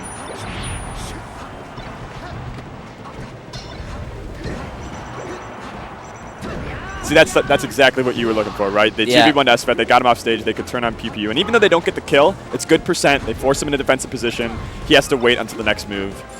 You can reset the game. The double counter. Triple counter? Ah, getting Battlefielded. That's very unfortunate. That was like the last thing they needed. Yeah. See, right here, that was so long for their opening on SFAT, and they really didn't get anything done. So, like, if you can't turn those situations into advantages, I feel like it's really, really, really hard for iBDW and Fiction to win. Yeah. And that's the thing, like, as you pointed out, like, it takes a long time for Marth to get back. What happens sometimes is the team, they overcommit to the ledge, and he's wait by the ledge, and pretty much wasting valuable time to 2v1 the opponent. Yeah. Something that can be very good to do is 2v1, like SFAT in that scenario, and then right at the end, go to the ledge, like one of the foxes. But that needs some like crisp communication, it needs practice. Yes. Like that's the kind of thing that at the very top level of teams is the difference between winning and losing. Oh, that was a save. You actually saved him with that backer on accident. Barely not getting the kills now. Yeah. Quietly 3 stocks to 3. If they can clean up both of these stocks, that's looking good. Good shield there. He knew that he was in a really tough spot with the invincible Marth coming down to collect the Grim Reaper at the door. PPU. Yeah, insanely high percentage on both of the foxes. Yeah. So even though they bring it to last stock, it's going to be a tough, long road. Yeah. Just the backer, and that's kind of the classic PPU and SFAT winning the 3-0. Yeah, convincing one of that. Yeah, the closest game was the one where PPU accidentally killed SFAT in a 2v1. But I think that there were things there like where if they look back, if iBDW and Fiction come back, I could see that team developing into something that can make the run against CLG in the long run. Might take a little bit to figure out the kinks, though. Let's see what's next. I think next up, we got the man with the plan. Yeah. MutiKing Plup.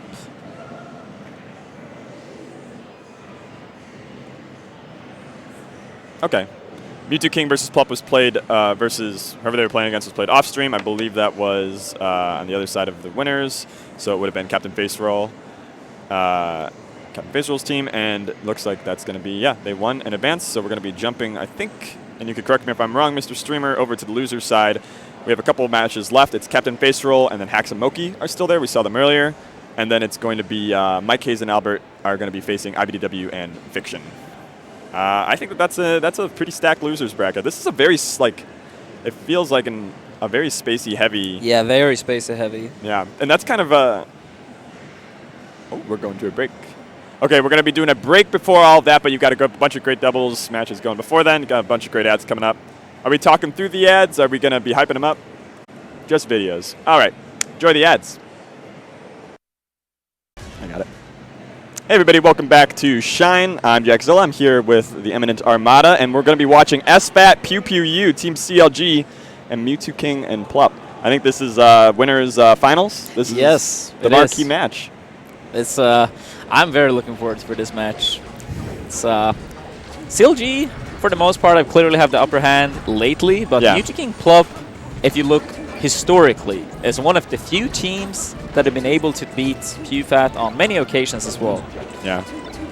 Both MutiKing and Plup playing a lot of Ultimate these days, so I guess we'll have to wait and see how their shape is in Melee. They did win a tournament not too long ago against CLG. I actually kind of believe they'll be able to warm up quickly. MutiKing with his classic side saddle controller, Plup rocking the mosquito-proof net on his face, and we're going to be going into a warm-up first, I think. No, this looks real. Yeah, this is real. Let's go. Yeah, MutiKing opting for the back throws. Don't really get too much out of it. It's very hard to like get these type of games against Marv with like super low damage. Yeah. Oh, another SD by SFAT. Yeah, we saw that in the last set as well. It was just the one game, but it's, you know, something you might have the budget for against other teams, but you might not have the budget for against Plup and MutiKing. Yeah. So if this game gets down to the wire, we're going to be remembering that. Yeah, pretty close game so far. Yeah. Oh, good China of shield by Plup. Yeah, Fox is down there, not safe on shield whatsoever. So these Chines, he will probably keep saying, oh, great fair by MutiKing. Oh, he didn't go for ledge. He probably thought that PewFat was going to try to sneak in there. And right on the other side of the stage, it's just PewFat 1v1ing Plup for the entire duration of like SFAT's tussle with MutiKing, and ends up getting forced out. MutiKing is so good at the ambiguous recovery. There's been like 3 times in this game already where I'm like, this feels like this could be a spot where PewFat could, SFAT or PewFat could kill him, and then he just kind of poofs on stage and he's all good. I think he's a little bit like PewFat himself in that way. Yeah, it's all the experience over the years. MutiKing been around like the longest of, you know, D-top smashers. He's old. This is Boomer. This is the Boomers versus I don't know if they're Zoomers, but they're definitely Gen X. SFAT and PewFat.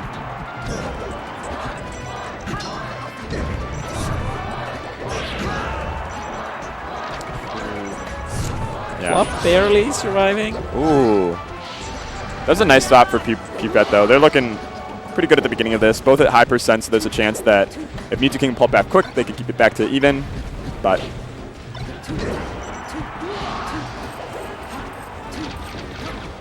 I think one thing like a lot of teams are not very good at using against PewFat that they are doing a lot themselves is just getting these grabs and the Fox is just going for the up smash. It's a very simple conversion, but it's so effective. I know Marv is better at it than Sheik, but it's like one of these like easier kills you can still get and reliable.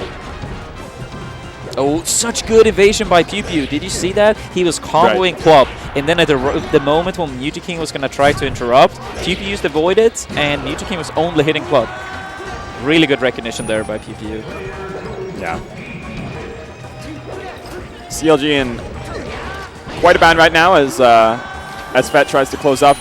See, this is one of those like smart decisions we were talking about, you know, kind of the opposite of this earlier with someone coming down from the platform before their teammate. The delay and Mewtwo to just let Plup at least have the chance to defend him is really good. Just little micro decisions that always good to see. Needles? Oh, CLG in a big bind. They brought it back to last stock. Yeah. PPU in a bad spot. I think they need him alive to win this game, yeah. So how did SFAT, like, how did him landing there actually create enough of a threat to save PPU? I honestly don't quite remember the situation. So I'm sorry. Yeah, I've always wondered, though, like, why it sometimes is that people will, like, abandon edge guards just from somebody showing up. I feel like when the risk reward is really good. Yeah, I think it has a lot of times to do with timings that they... Oh! Okay, he got it.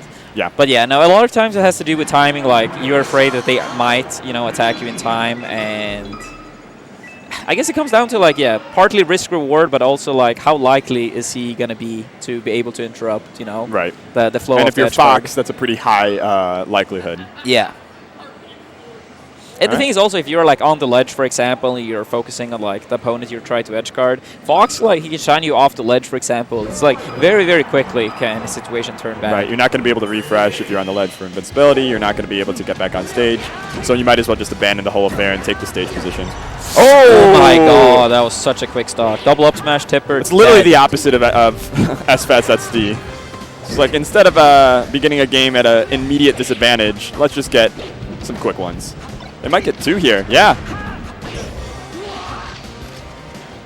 That's something that I really admire in SFAT in particular, but PPU as well, is they just are two of the best players at mental resets. And I think part of that is Coach Bobby, part of that is the players. They don't seem to get tilted very easily at all, if ever. Yeah, no, I totally agree. It's like their mentality is stronger in teams than singles, you know? Because they want to win, not only for themselves, but also for their teammates. Yeah. And I think there are some players that's like, it's a nervous thing to have somebody relying on you, but I think they get a lot of strength in having someone to lean on. Yeah, Plup is really struggling this game so far. Yeah. Yes, sometimes you look down at the scoreboard and oh, wait a minute. Yeah, Plup is playing like a very like aggressive, like high risk, high reward styling team. Like he wants to go in. He wants to, you know, do his thing, press the buttons, have a good time. But it's a hard style to execute perfectly at all times. Mewtwo King? Wait. Yeah, I was too low. Too low.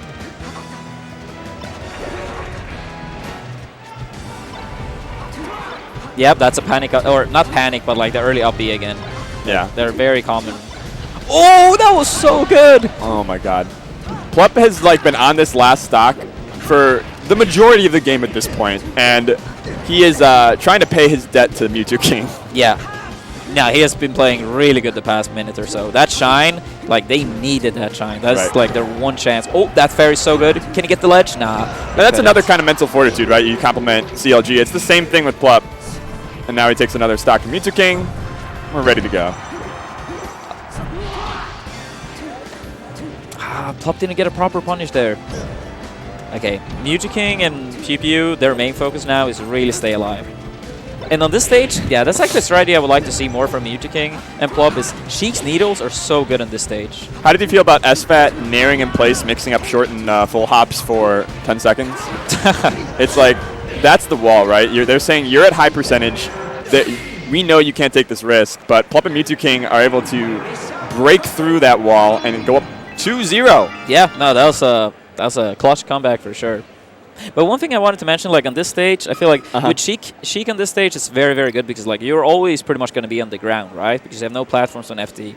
So when Sheik has full needles, what me and Android always do. So this is an advice to all Sheik teams out there. What me and Android was doing was I was literally telling him half a second before I was jumping, and then he shoots. When I'm still on the ground, and then I leave, and the needle through is coming, and either it's very likely that they get hit by the needles or they shield. And if they shield, I get safe pressure.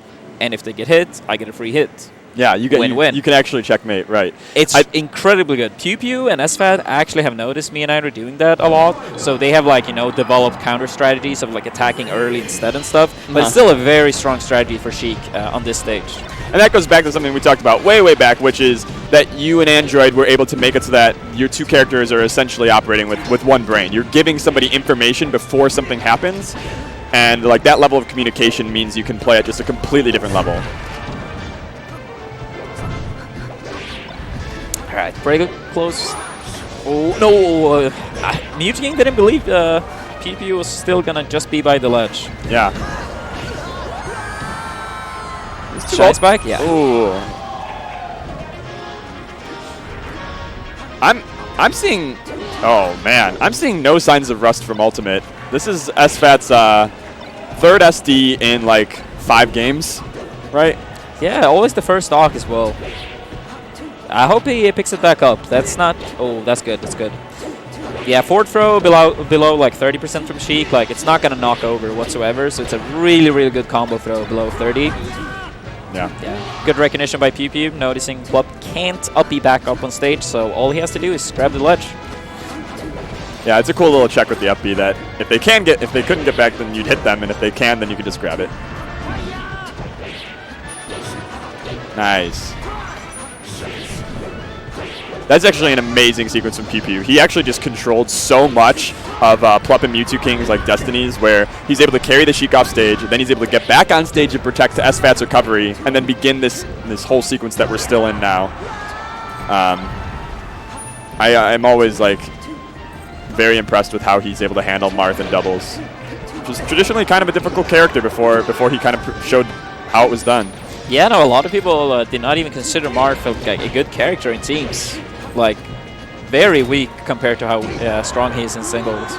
But, you know, Kevin proved a lot of people wrong. I like that he completed the side B. Sometimes it's there. It's like, it's there, so why not use it once or twice? Yeah, that's a good sequence there.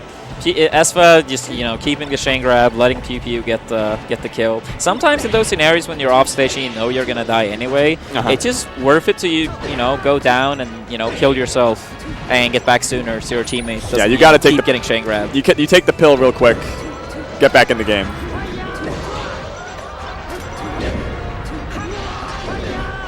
Oh, I respect that choice by PewFat. Yeah. That's the same thing as the 4th hit of the side B, right? It's you use it because it's there. You go for it. I think that was a lot more confident from PewFat. We really haven't seen like the kind of massive team combos that I think peak CLG can pull off. So it's interesting to me that they're winning without them. I think that you know, if they're able to bring that into the game as well, Plup and Mewtwo King are going to have to kind of level up their gameplay as well. Yeah, I feel like this set we have seen like moments of brilliance from CLG. Yeah. But then it's been like moments where things just very clearly did not go their way. But if they can keep up the gameplay from Game 3, this very clearly could go to a Game 5. Right. They're looking for the reverse sweep. That's the... That was a beautiful angle by Plup. And yeah, giant spike. Yeah. Maybe it really just comes down to, in a lot of ways, Plup, because the games that Mewtwo King and Plup have won have been ones where Plup is just absolutely popping off. Yeah, it's kind of the thing with Fox and teams. Like Fox, like the aggressor normally, they have to play more on point. The defensive player, they do play an important role, but they don't, like, you know, get as many of the kills traditionally and stuff like that. You got to actually close the sale, right? Yeah.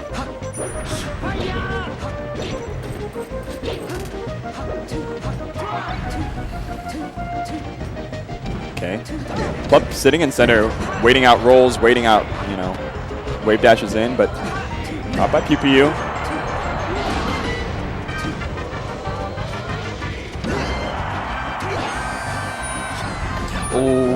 Plup in the 1v2.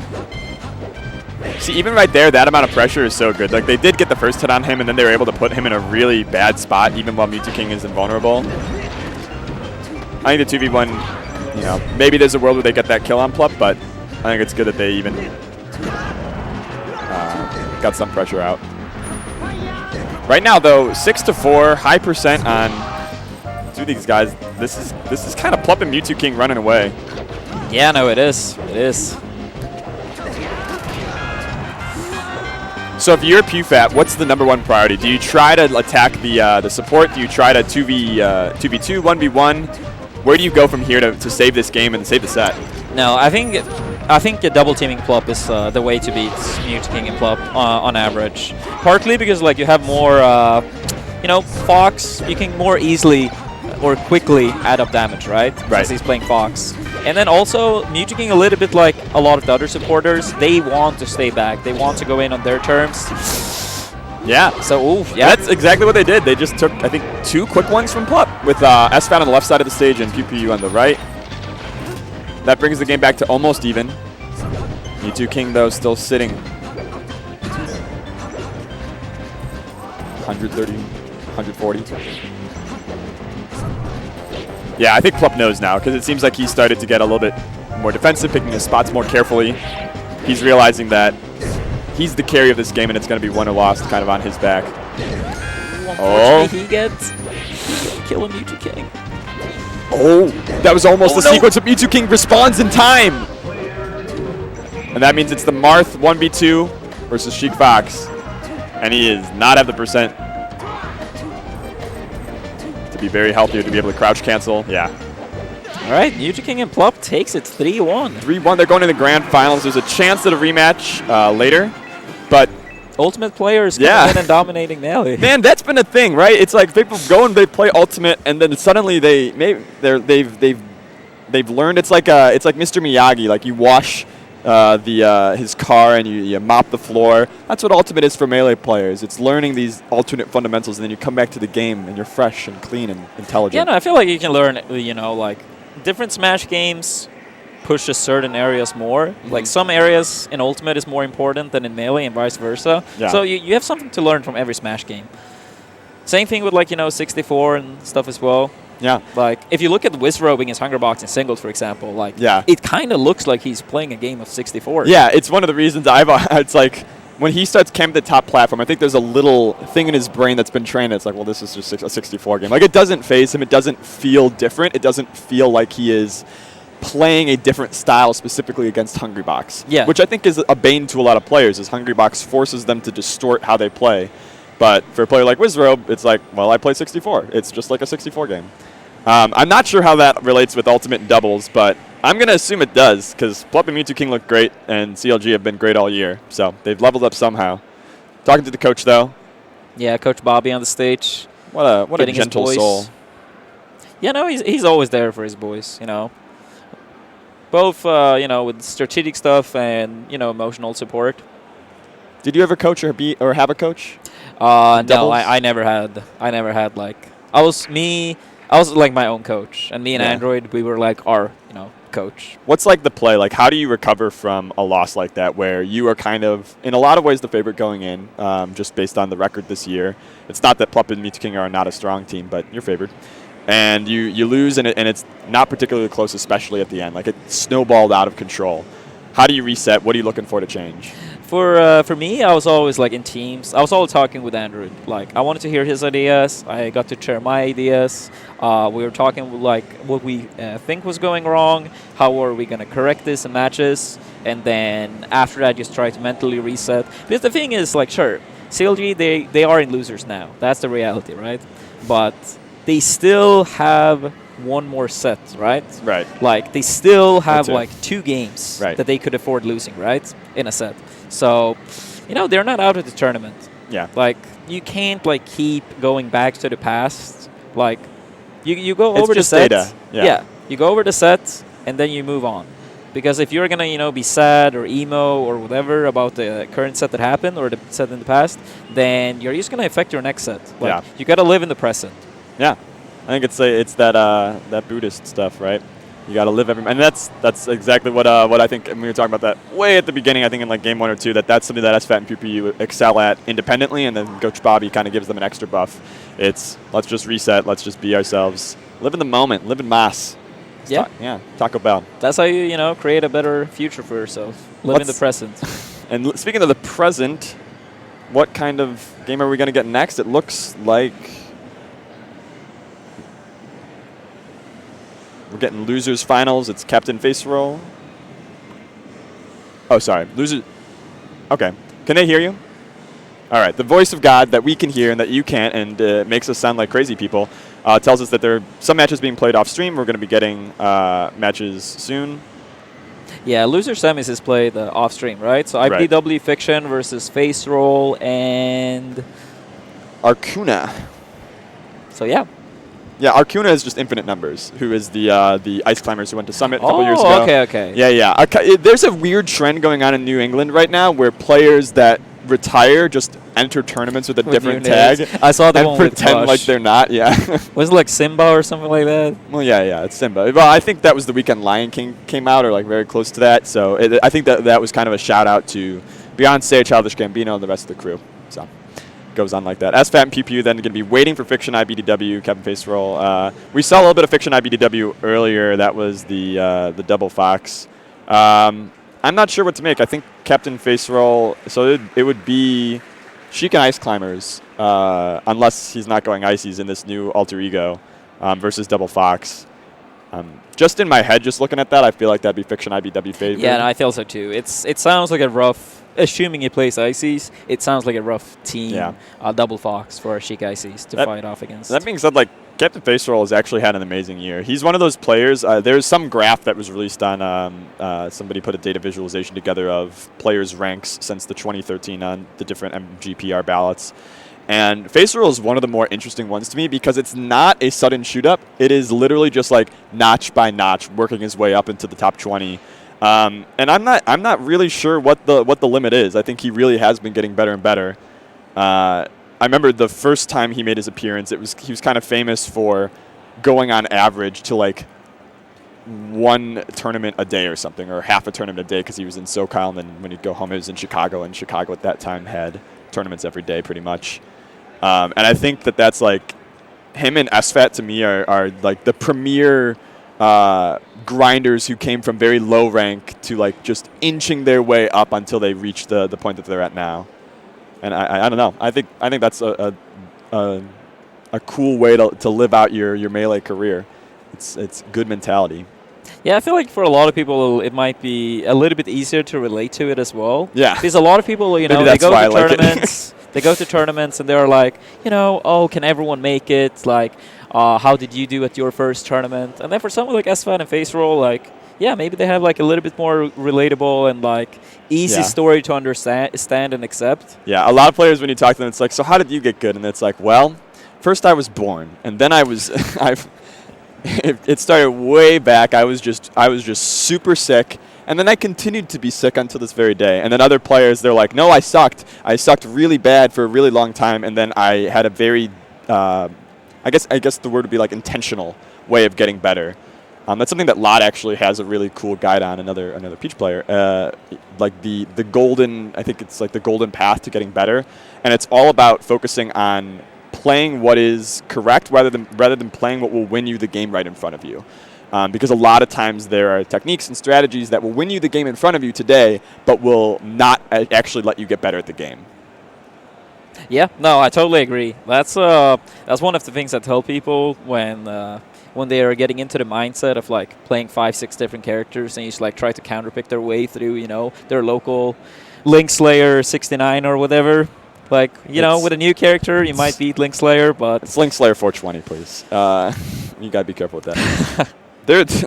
Yeah, I don't know how much you remember, but that might be my favorite set of all time. I can't remember if it was Link or Young Link, but it was Save State versus Armada at Super Smash Con.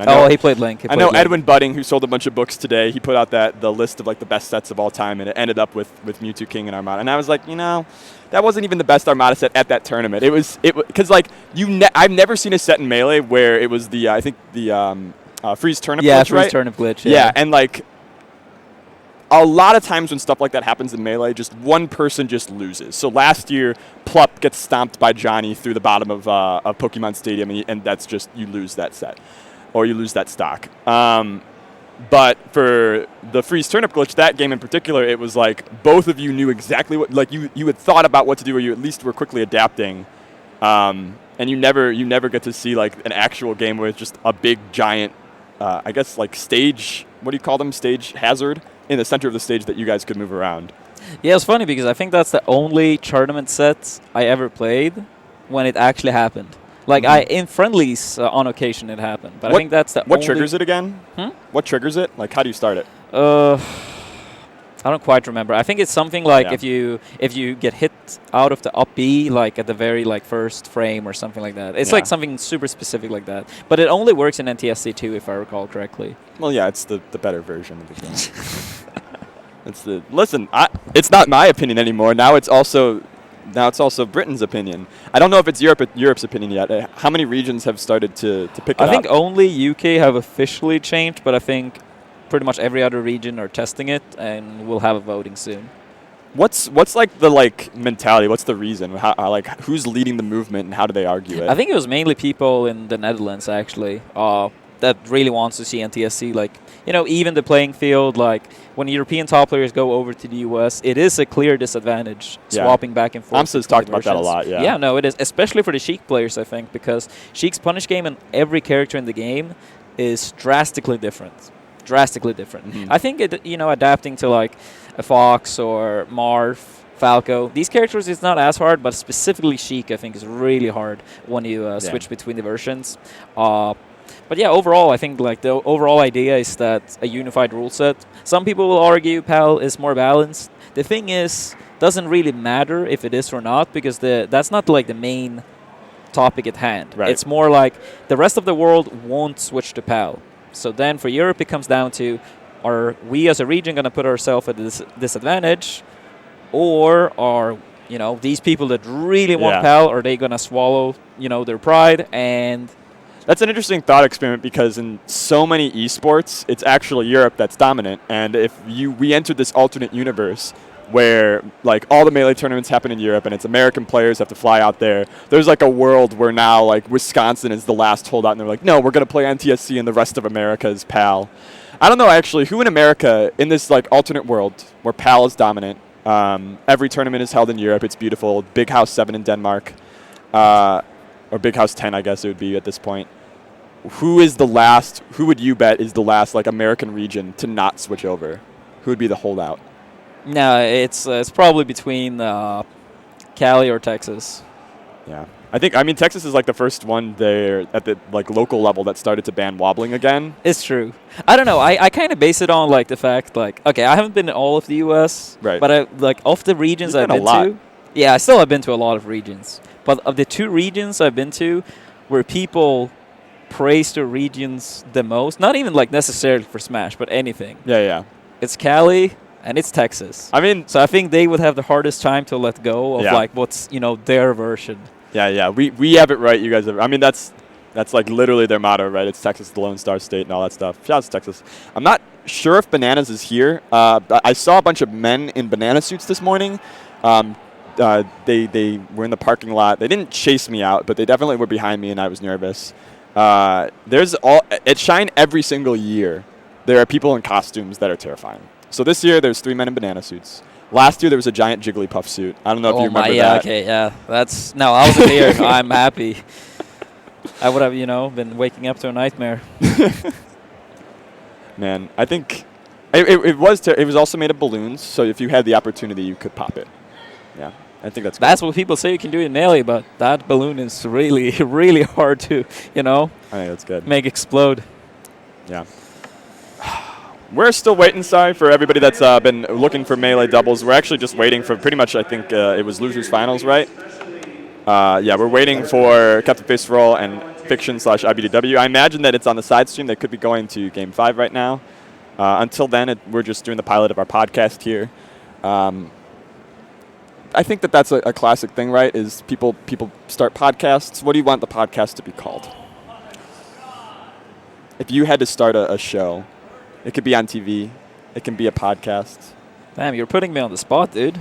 Yeah, it's a lot. Well, it could be a creative discussion. I think it's important for both sides of this partnership. With our combined results, it's one of the greatest resumes in all Melee history. And I think that, whatever we put out in the world could do some real good. I think, who would be the first guest? I'd want Android on. That seems like an appropriate first guest. The brother. Yeah. Relatable as well. That was like a Taffel level pun. Very relatable. Yeah, I haven't seen. I think Android competing a lot in the US in a while. No, he has had hand issues. Oh, I think yeah. I think he played Smash pretty much for the first time since Genesis a few days ago. It's actually like low-key of one of the only things more terrifying than a Jigglypuff suit is hand issues in Smash. Like, I feel like it sneaks up on people even when he's probably taken pretty good care of them before, but it's pretty scary to kind of come up. What's kind of the path that you've taken in terms of like hand health or like avoiding those kind of issues, or is it? For me, like one of the main things that I feel like have helped me with my hands is I have a very light grip when I hold a controller. Mm-hmm. So as a little kid in school, That's what Axe talks about. Yeah. Like as a little kid in school, when I was holding the pen, right, and writing, I was holding it like very, harsh or Yeah, you want to get all the lead out. So then, like after writing for just like maybe a minute or two, I had to take a break because my hand was like, nah, I can't write. So then, I learned to just like hold the pen lightly, and I could, keep writing, however long I wanted. Yeah, And I think I used that to video games as well, right? So I have a very, very soft grip when I'm holding the controller, and I think that's probably one of the main things. Another thing is probably, try to not play too much when it's very cold. Cold hands, moving around, a lot. Technical characters like Fox and whatnot.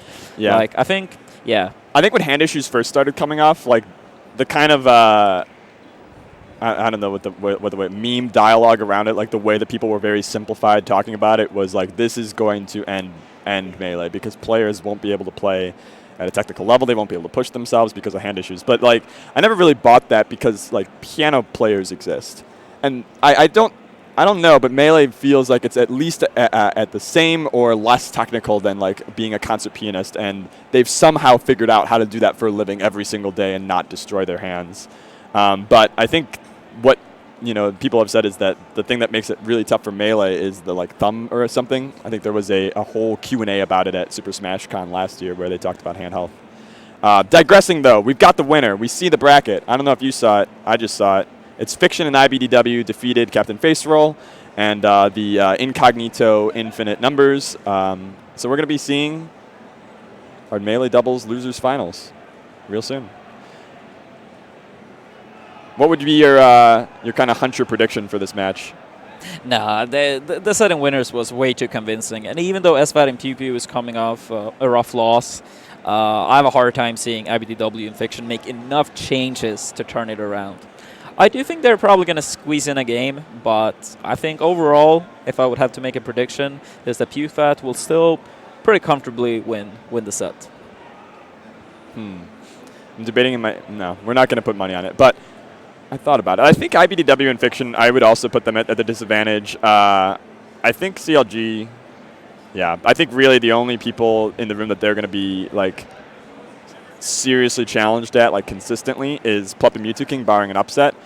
But I kind of want to map out in my head like and for everybody what iBDW and Fiction would need to like change or do special. Like they do have the double Fox team, so they do have that like exceptional kill power on the top, on the sides. I think they're both players that are really good. And this might be the kind of day that could be good for them to beat CLG. We've seen SFAT literally like SD at the beginning of 3 different games. So there might be games that are just, they get opportunities handed to them, and if they can take advantage of that, that'd be strong.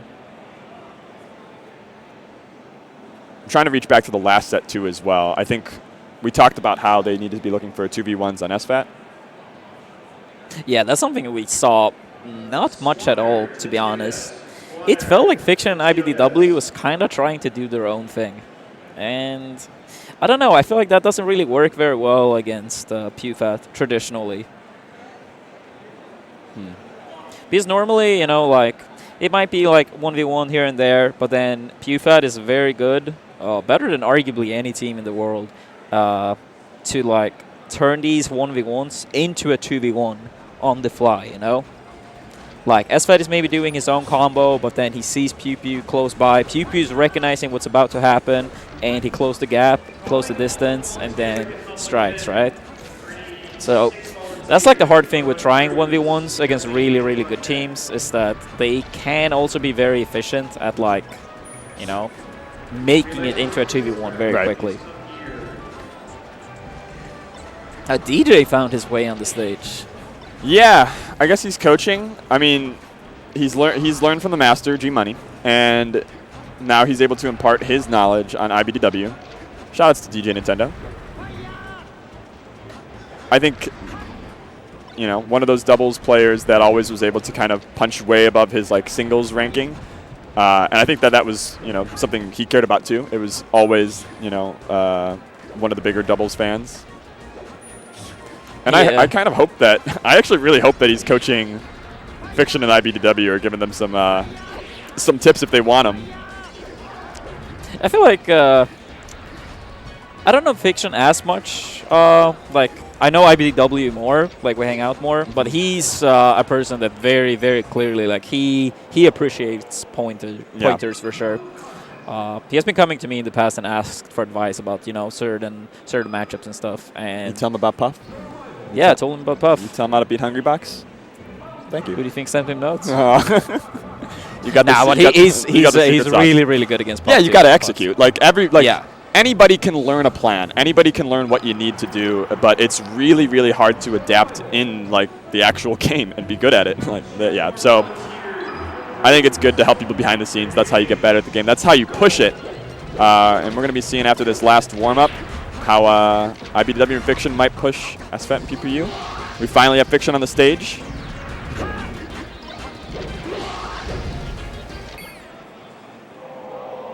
All right.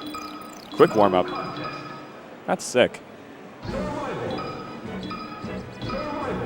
See, what I think they should have done right there is go to the stocks, set it on 3. Go to the stages, turn off all stages except for Congo Jungle. Turn Starman on very low. And play a little bit of Rishi's Jungle Shades for us. Oh, okay. In doubles. Yeah, he was sitting and trolling me earlier when we were playing some Ultimate. Was he trolling you?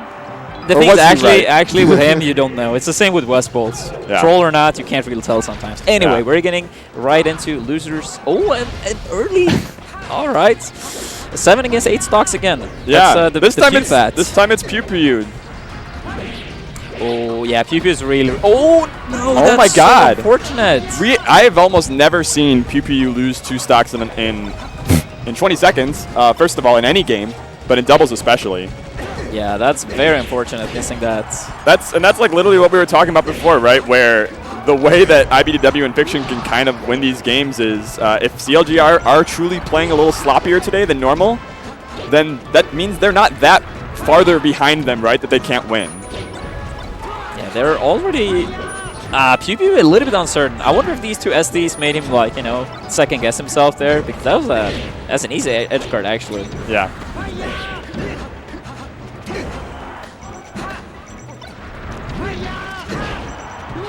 Oh, great SDI by Kevin.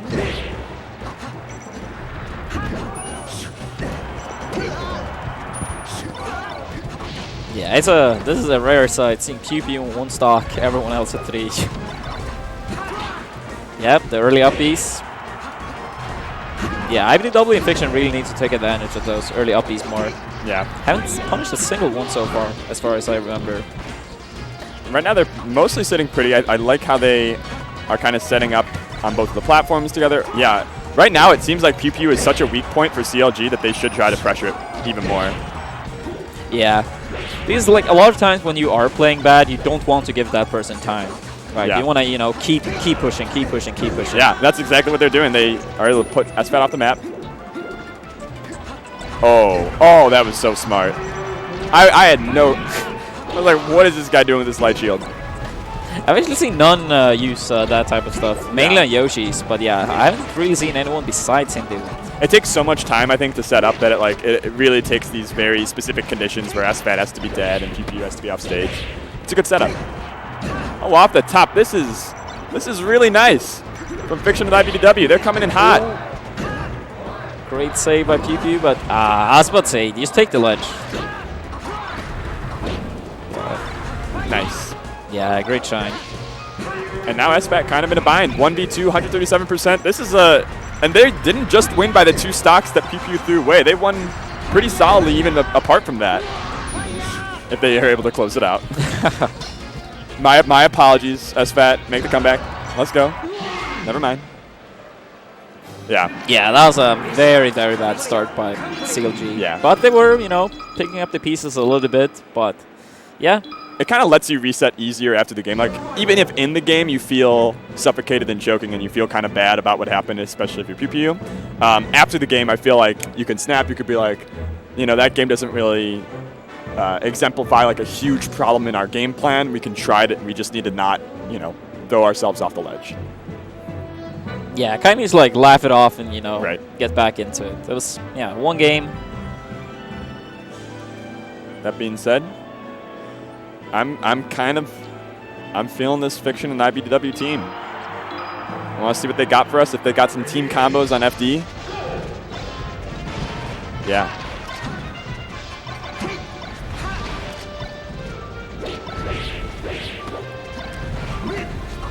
Every time they seem to be continually going for a sandwich and trying to get SFAT and PewPew together in this game.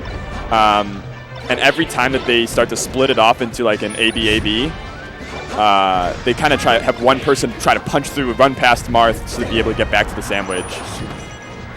I think because if you let Marth have both of the spacies on one side of the stage to him, it lets him just like very, very easily create a zone of control. Yeah, that's very, very true, actually. And Mars backer is not really that good to be like, you know, get off me move. No. Like his fair is like much, much better for that. So as you said, like, yeah, having them in front, great advantage. Yeah, this is what we're talking That about. was a beautiful nair. Marth's nair is actually quite hard to team combo with due to the fact that it's 2 hits. Yeah. But that was great usage by PewPew. The quadruple side B.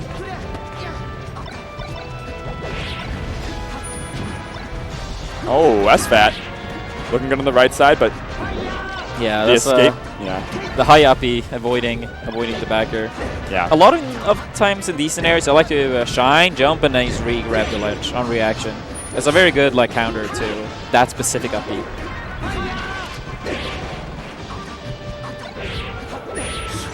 Really good recovery so far by iBDW and Fiction, but they're just taking so much percent that eventually, like, the game runs out, right? You don't have any tools left.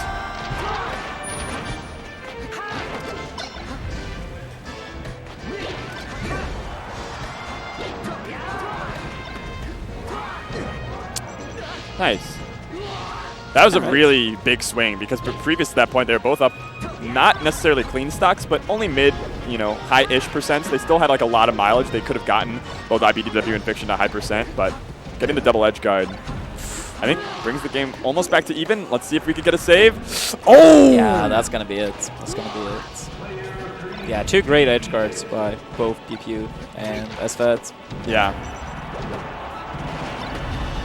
This is really hard for, I think that's iBDW, yeah? Yeah, at this stage you get chain grabbed by both characters.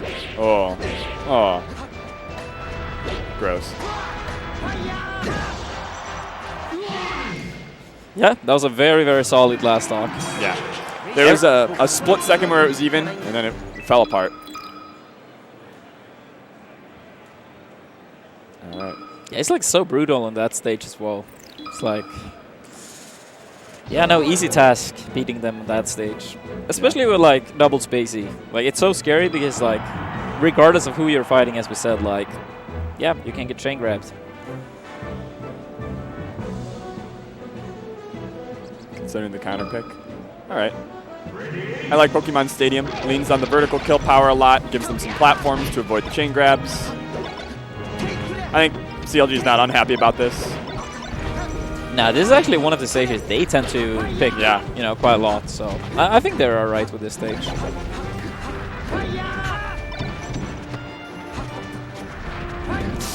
SFAT taking a little bit too much time on the ledge there, getting interrupted.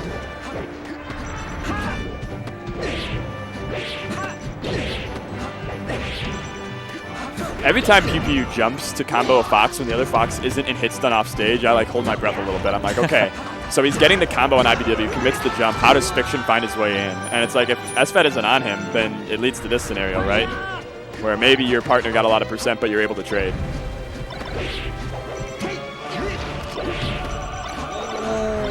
Quick shine backer.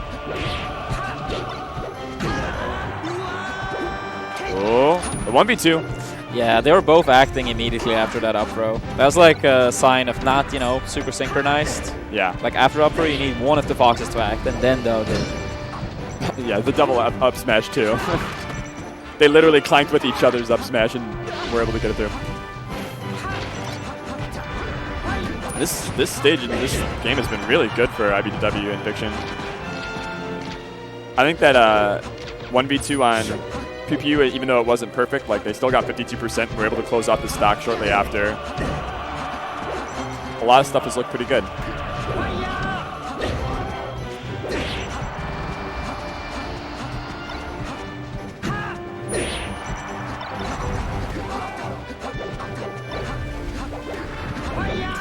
Yeah, I was about to say, like, Kevin was waiting right there.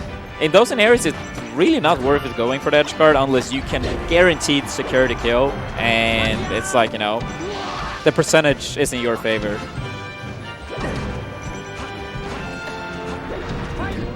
Alright, green team with stage control. Yeah. Ah, that's unfortunate.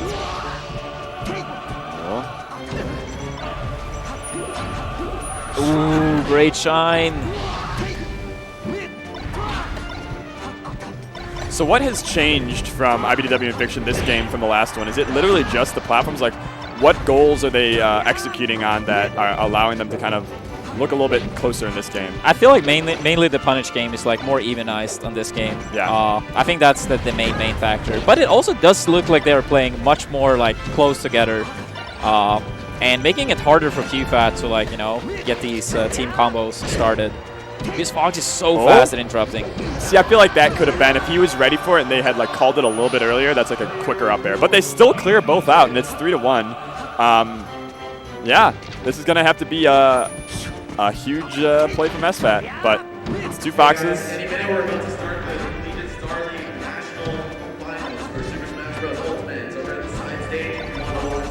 Oh.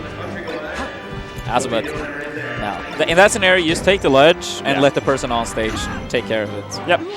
But yeah, they had like a 3-1 stock advantage. Didn't really matter at that time. But stuff like that is stuff that can come back to haunt you. Yeah.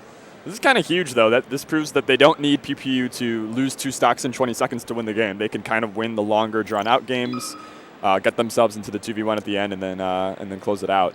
So if I'm, you know, CLG, I'm actually deeply sweating right now because you've expended different kinds of play styles, and now you're seeing that iBDW and Fiction can mix it up as well. Yeah, I would say that was their best game across both sets. Right. By far. So, yeah, they're sitting pretty there right now. 2-1. 2-1. Yeah. We could be looking at a world in like 10 minutes where SFAT and PewFat come in third of the doubles tournament. I don't know when they... It's been a while. Yeah.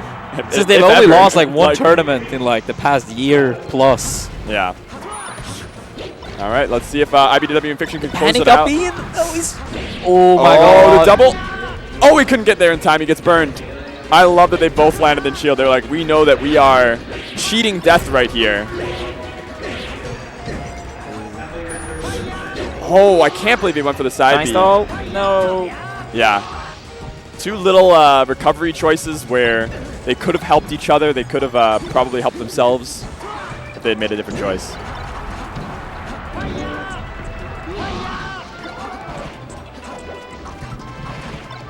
Yeah, Fiction losing 2 stocks pretty quickly at the start of this match. Yeah, gotta be careful attacking foxes on platform. Shield drop shine is so quick. Right. See, this looks more like a... Well, we're still not even at the first stocks gone for SFAT or PPU. Holy moly. It feels like nothing is sticking, you know? You do all these setups that are 90% of the way there, but then by the time you're ready to close off the last 10%, SFAT's on top of you. Yeah. And they got that pretty early kill in iBDW as well with that grab up smash. Like, I feel like against PewFat, like, not often in teams do you mash, but against PewFat it really is worth it because SFAT will charge that up smash. Kind of expecting you not to mash. And can't blame him because no one does. Yeah. they're kind of destroying them. This is the largest lead I think we've seen across both of the sets. They look good. They're getting good edge guards. They're throwing themselves off the stage with hopeless abandon, or reckless abandon.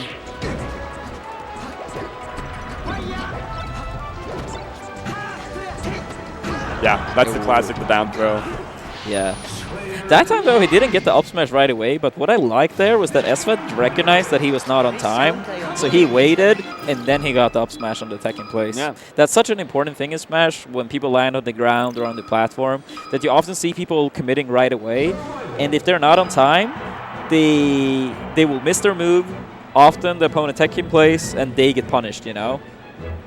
But that time, SFAT recognized that he was late, he waited, and he acted. And what did he get? He gets a game 5 to decide who's going to go and fight Plup and Mewtwo King.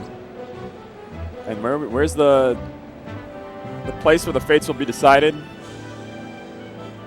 We got the Hover Dreamland. So what does Dreamland bring if they were to go there? Honestly, the main thing it brings is traditionally Marth being weak on the stage. You get a lot of room to work with, but honestly, I don't even think they necessarily want all that room. Yeah. I wonder if they'll kind of go back to Battlefield, like we said, the comfort pick for Game 5 that they did in the last set.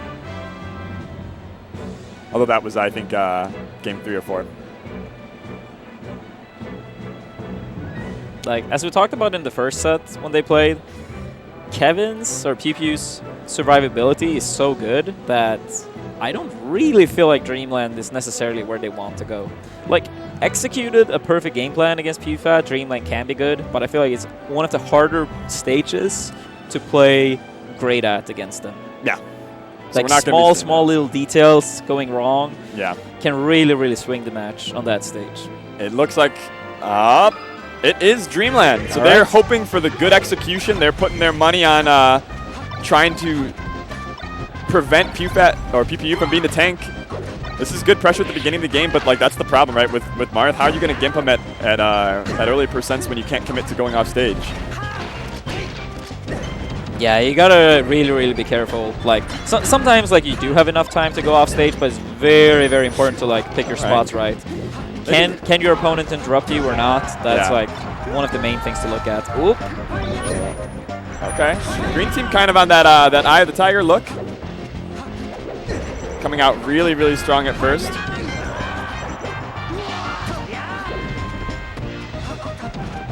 In the 1v2 versus PPU, he takes a little bit of damage, but nothing too destructive as SFAT respawns.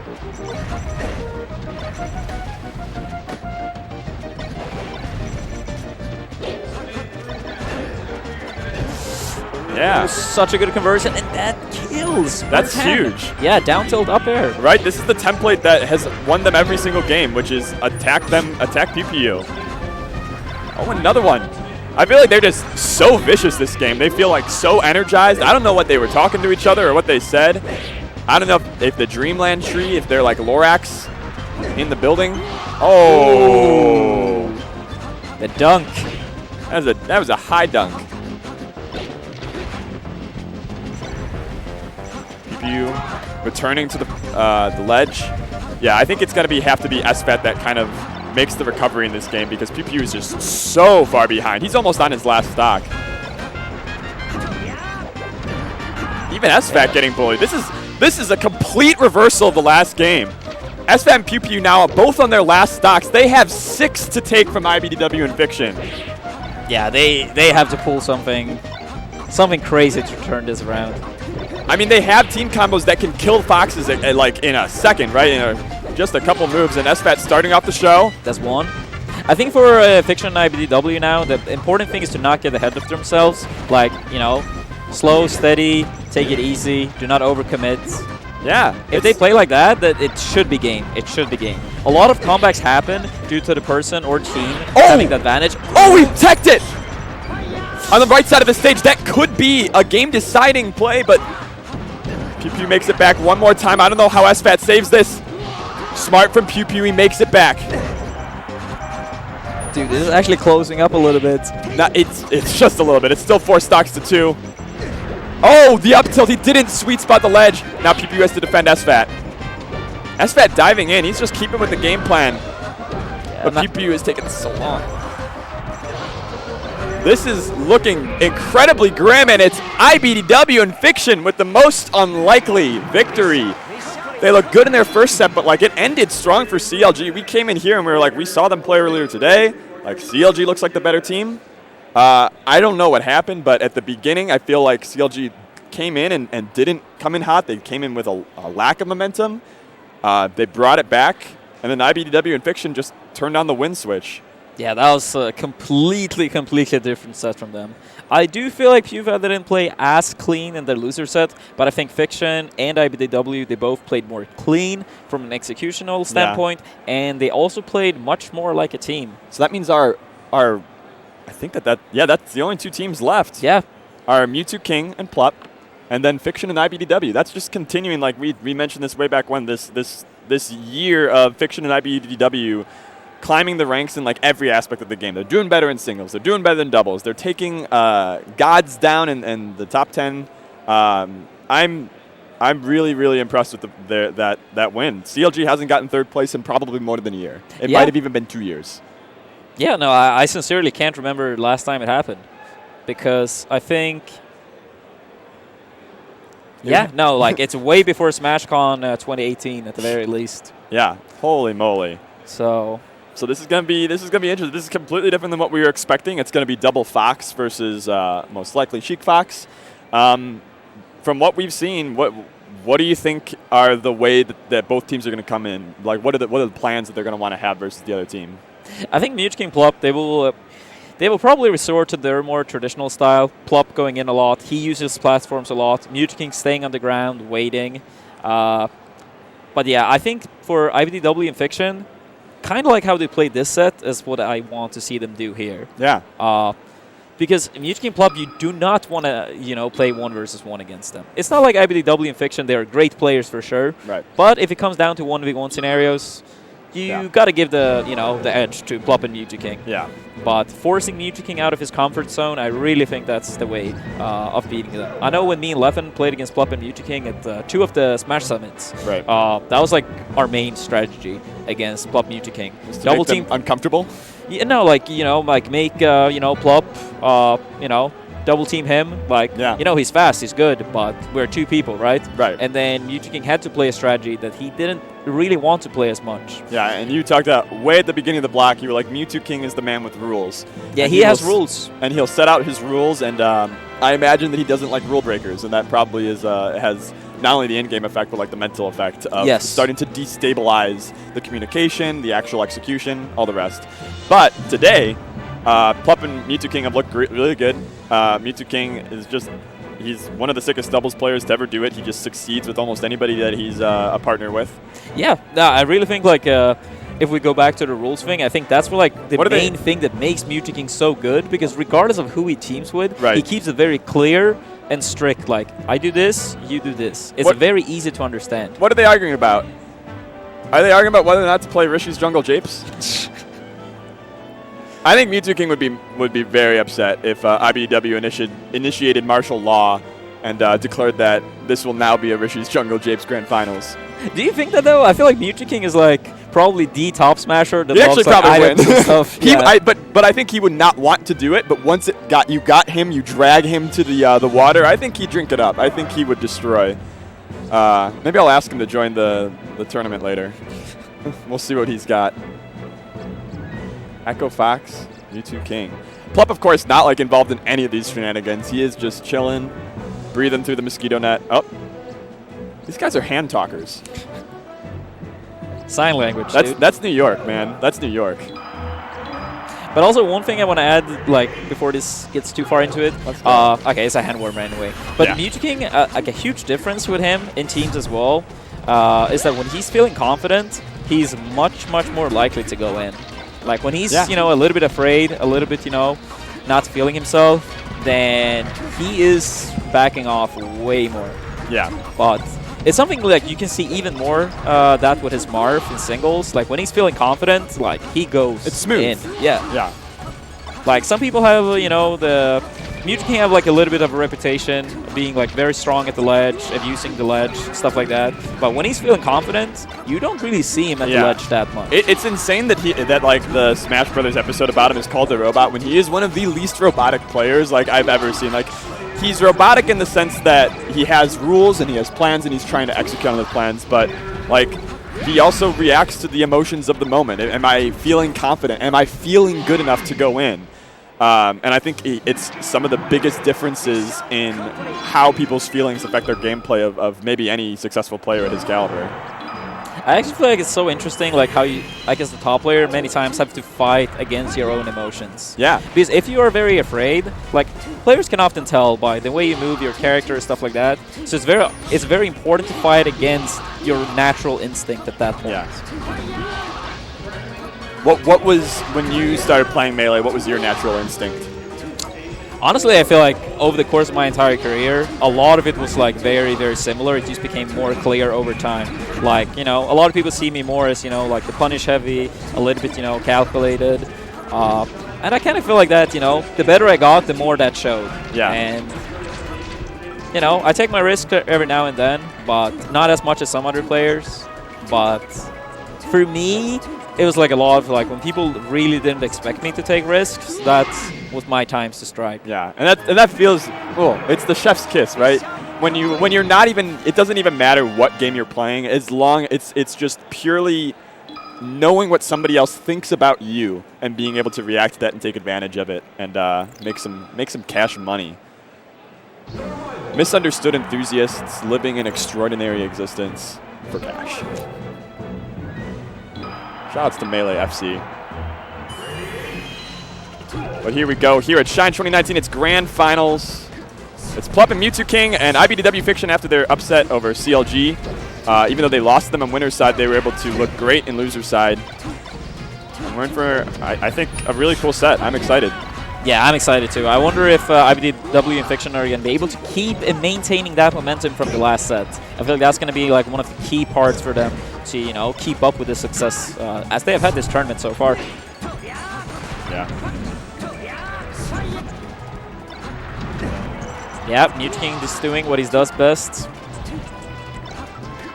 Getting those backers on the ledge.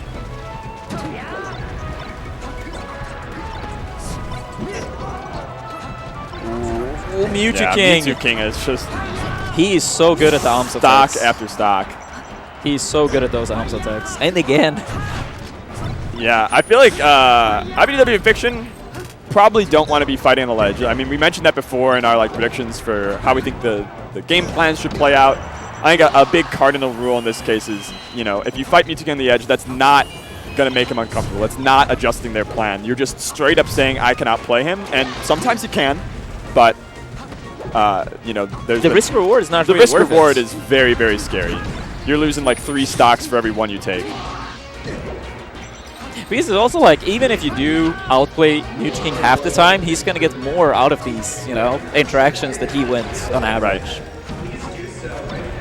It's that expected probability. You get out the spreadsheet, you're not going to like what you see. Yeah, this is a rough game for Fiction and iBDW to start things off. Yeah. But I mean, they had a rough game versus CLG, and they were able to come back real quickly. So I think they're 2 smart players that are pretty frank about what they need to fix and what they need to change, and then they're able to kind of change those things. But that first game was, yeah, immediately into the talking. I think that's my favorite thing. I used to remember Leffen and MacD when they would team. It was like that anytime that they would lose a game. It was just immediately into the talking and the deep, the coaching. Drugbox too. Yeah, no, it's a good thing to see, though, because like when you see a team losing by a very large margin, as we saw here, and they used to run back into it, it's either one of 2 things. They both really, really know what they messed up, and they're ready to fix it, or they don't care enough to actually fix it. You see that a lot with like SD. If I see a game where like they SD'd like 4 times and they just run right back into it, sure, like yeah, do you understand? Like use that energy and let it fill you up with anger, Anakin. But in a lot of spots, it's just reckless, not caring about using your brain.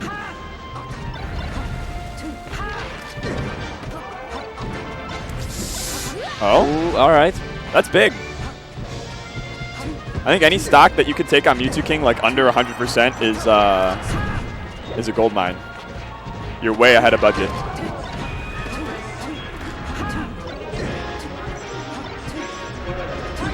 I was about to say Fiction. Should probably try to help him, but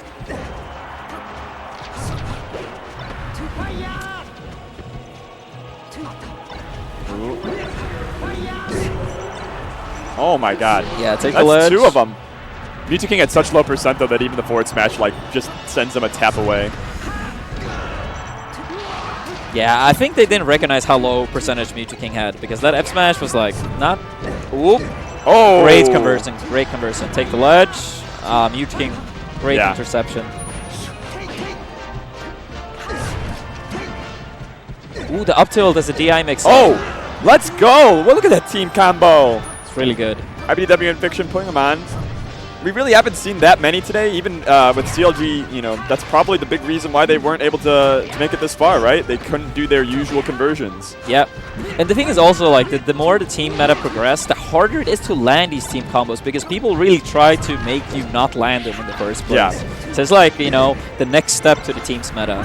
Yeah. The first step was Team UGS just bomb soldiering everybody, and now people have started to DI.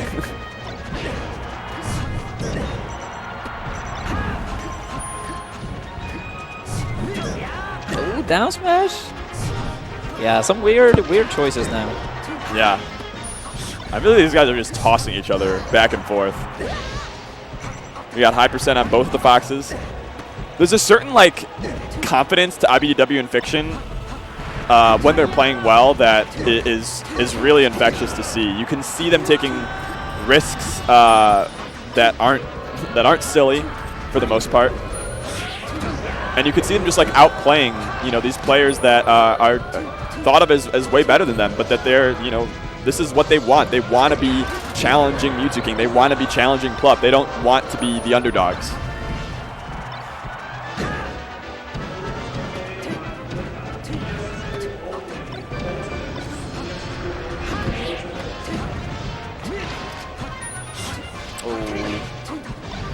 Yeah, they expected Plup to go for the up B.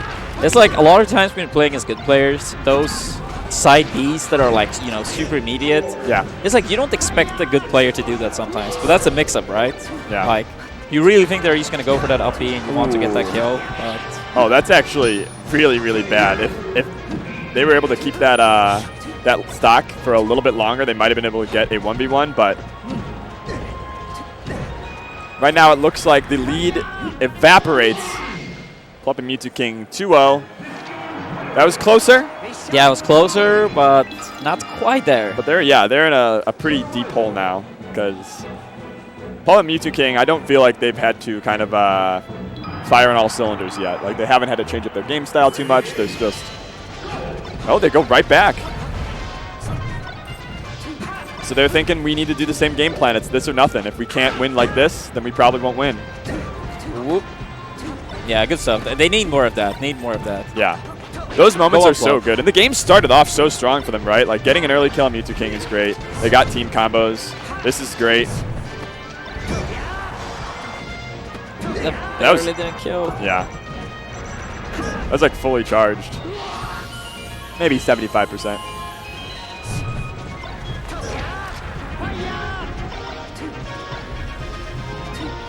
Okay. We got Yeah. Plup in the 1v2.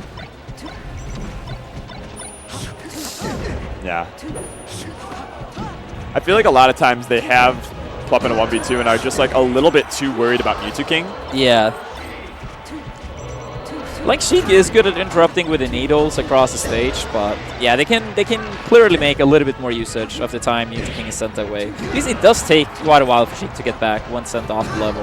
Yeah. It's a little bit what we talked about earlier with GPU, like they overcommit to the ledge too early and kind of have to wait for Sheik to get back Yeah. and then act. And like it's possible that to win the 1v2 against Plup, like, yeah, Mewtwo King is gonna hit you.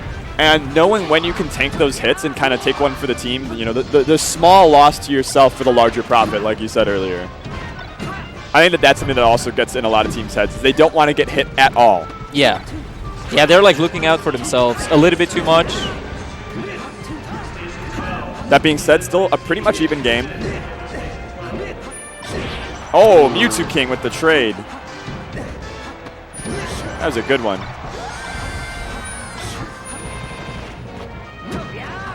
Oh, great timing on the God. throw. Okay, they got the sandwich, but Plup is able to fight his way through in there. Oh my God. See, this is one of the things, that is really scary about edge guarding in doubles is you can't refresh your invincibility to avoid the Firefox without risking Mewtwo King just hitting you. Great defense there. Oh, dead communication. I think they should have back throw to grab the edge.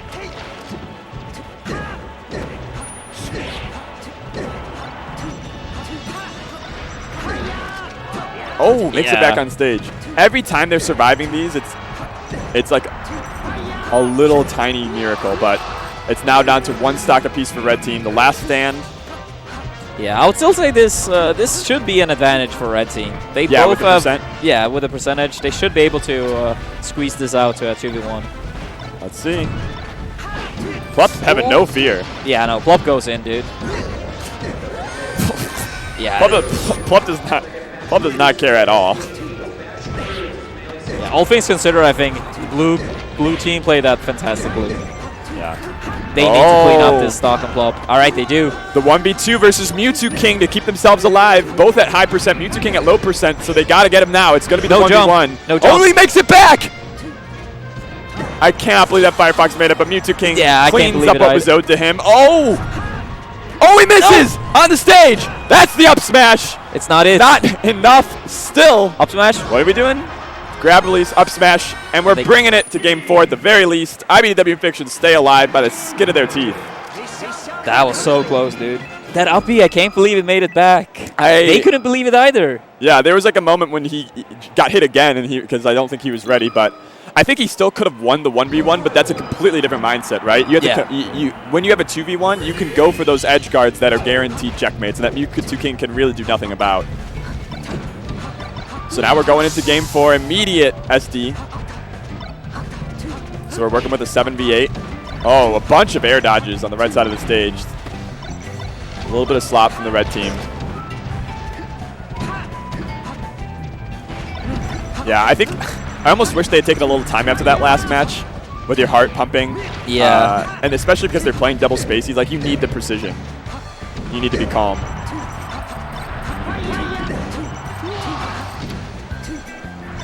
Oh, he went for everything. Will the Shy Guy interrupt? Oh my god, that's so unfortunate for iBDW. Yeah. I like that by Plup. He was waiting for up smash, then came back in. That's very important in teams. With punish, the opponents. They put themselves in lag. And as, the person attacking, it's very important to recognize when you can throw out laggy moves and get unpunished for it. Like a lot of times you see people use this up smashes with Fox, down smashes with Peach, and they get, hit right away afterwards. And it wasn't worth it. So in those scenarios, it's better to do a move that doesn't put you in like tons of lag.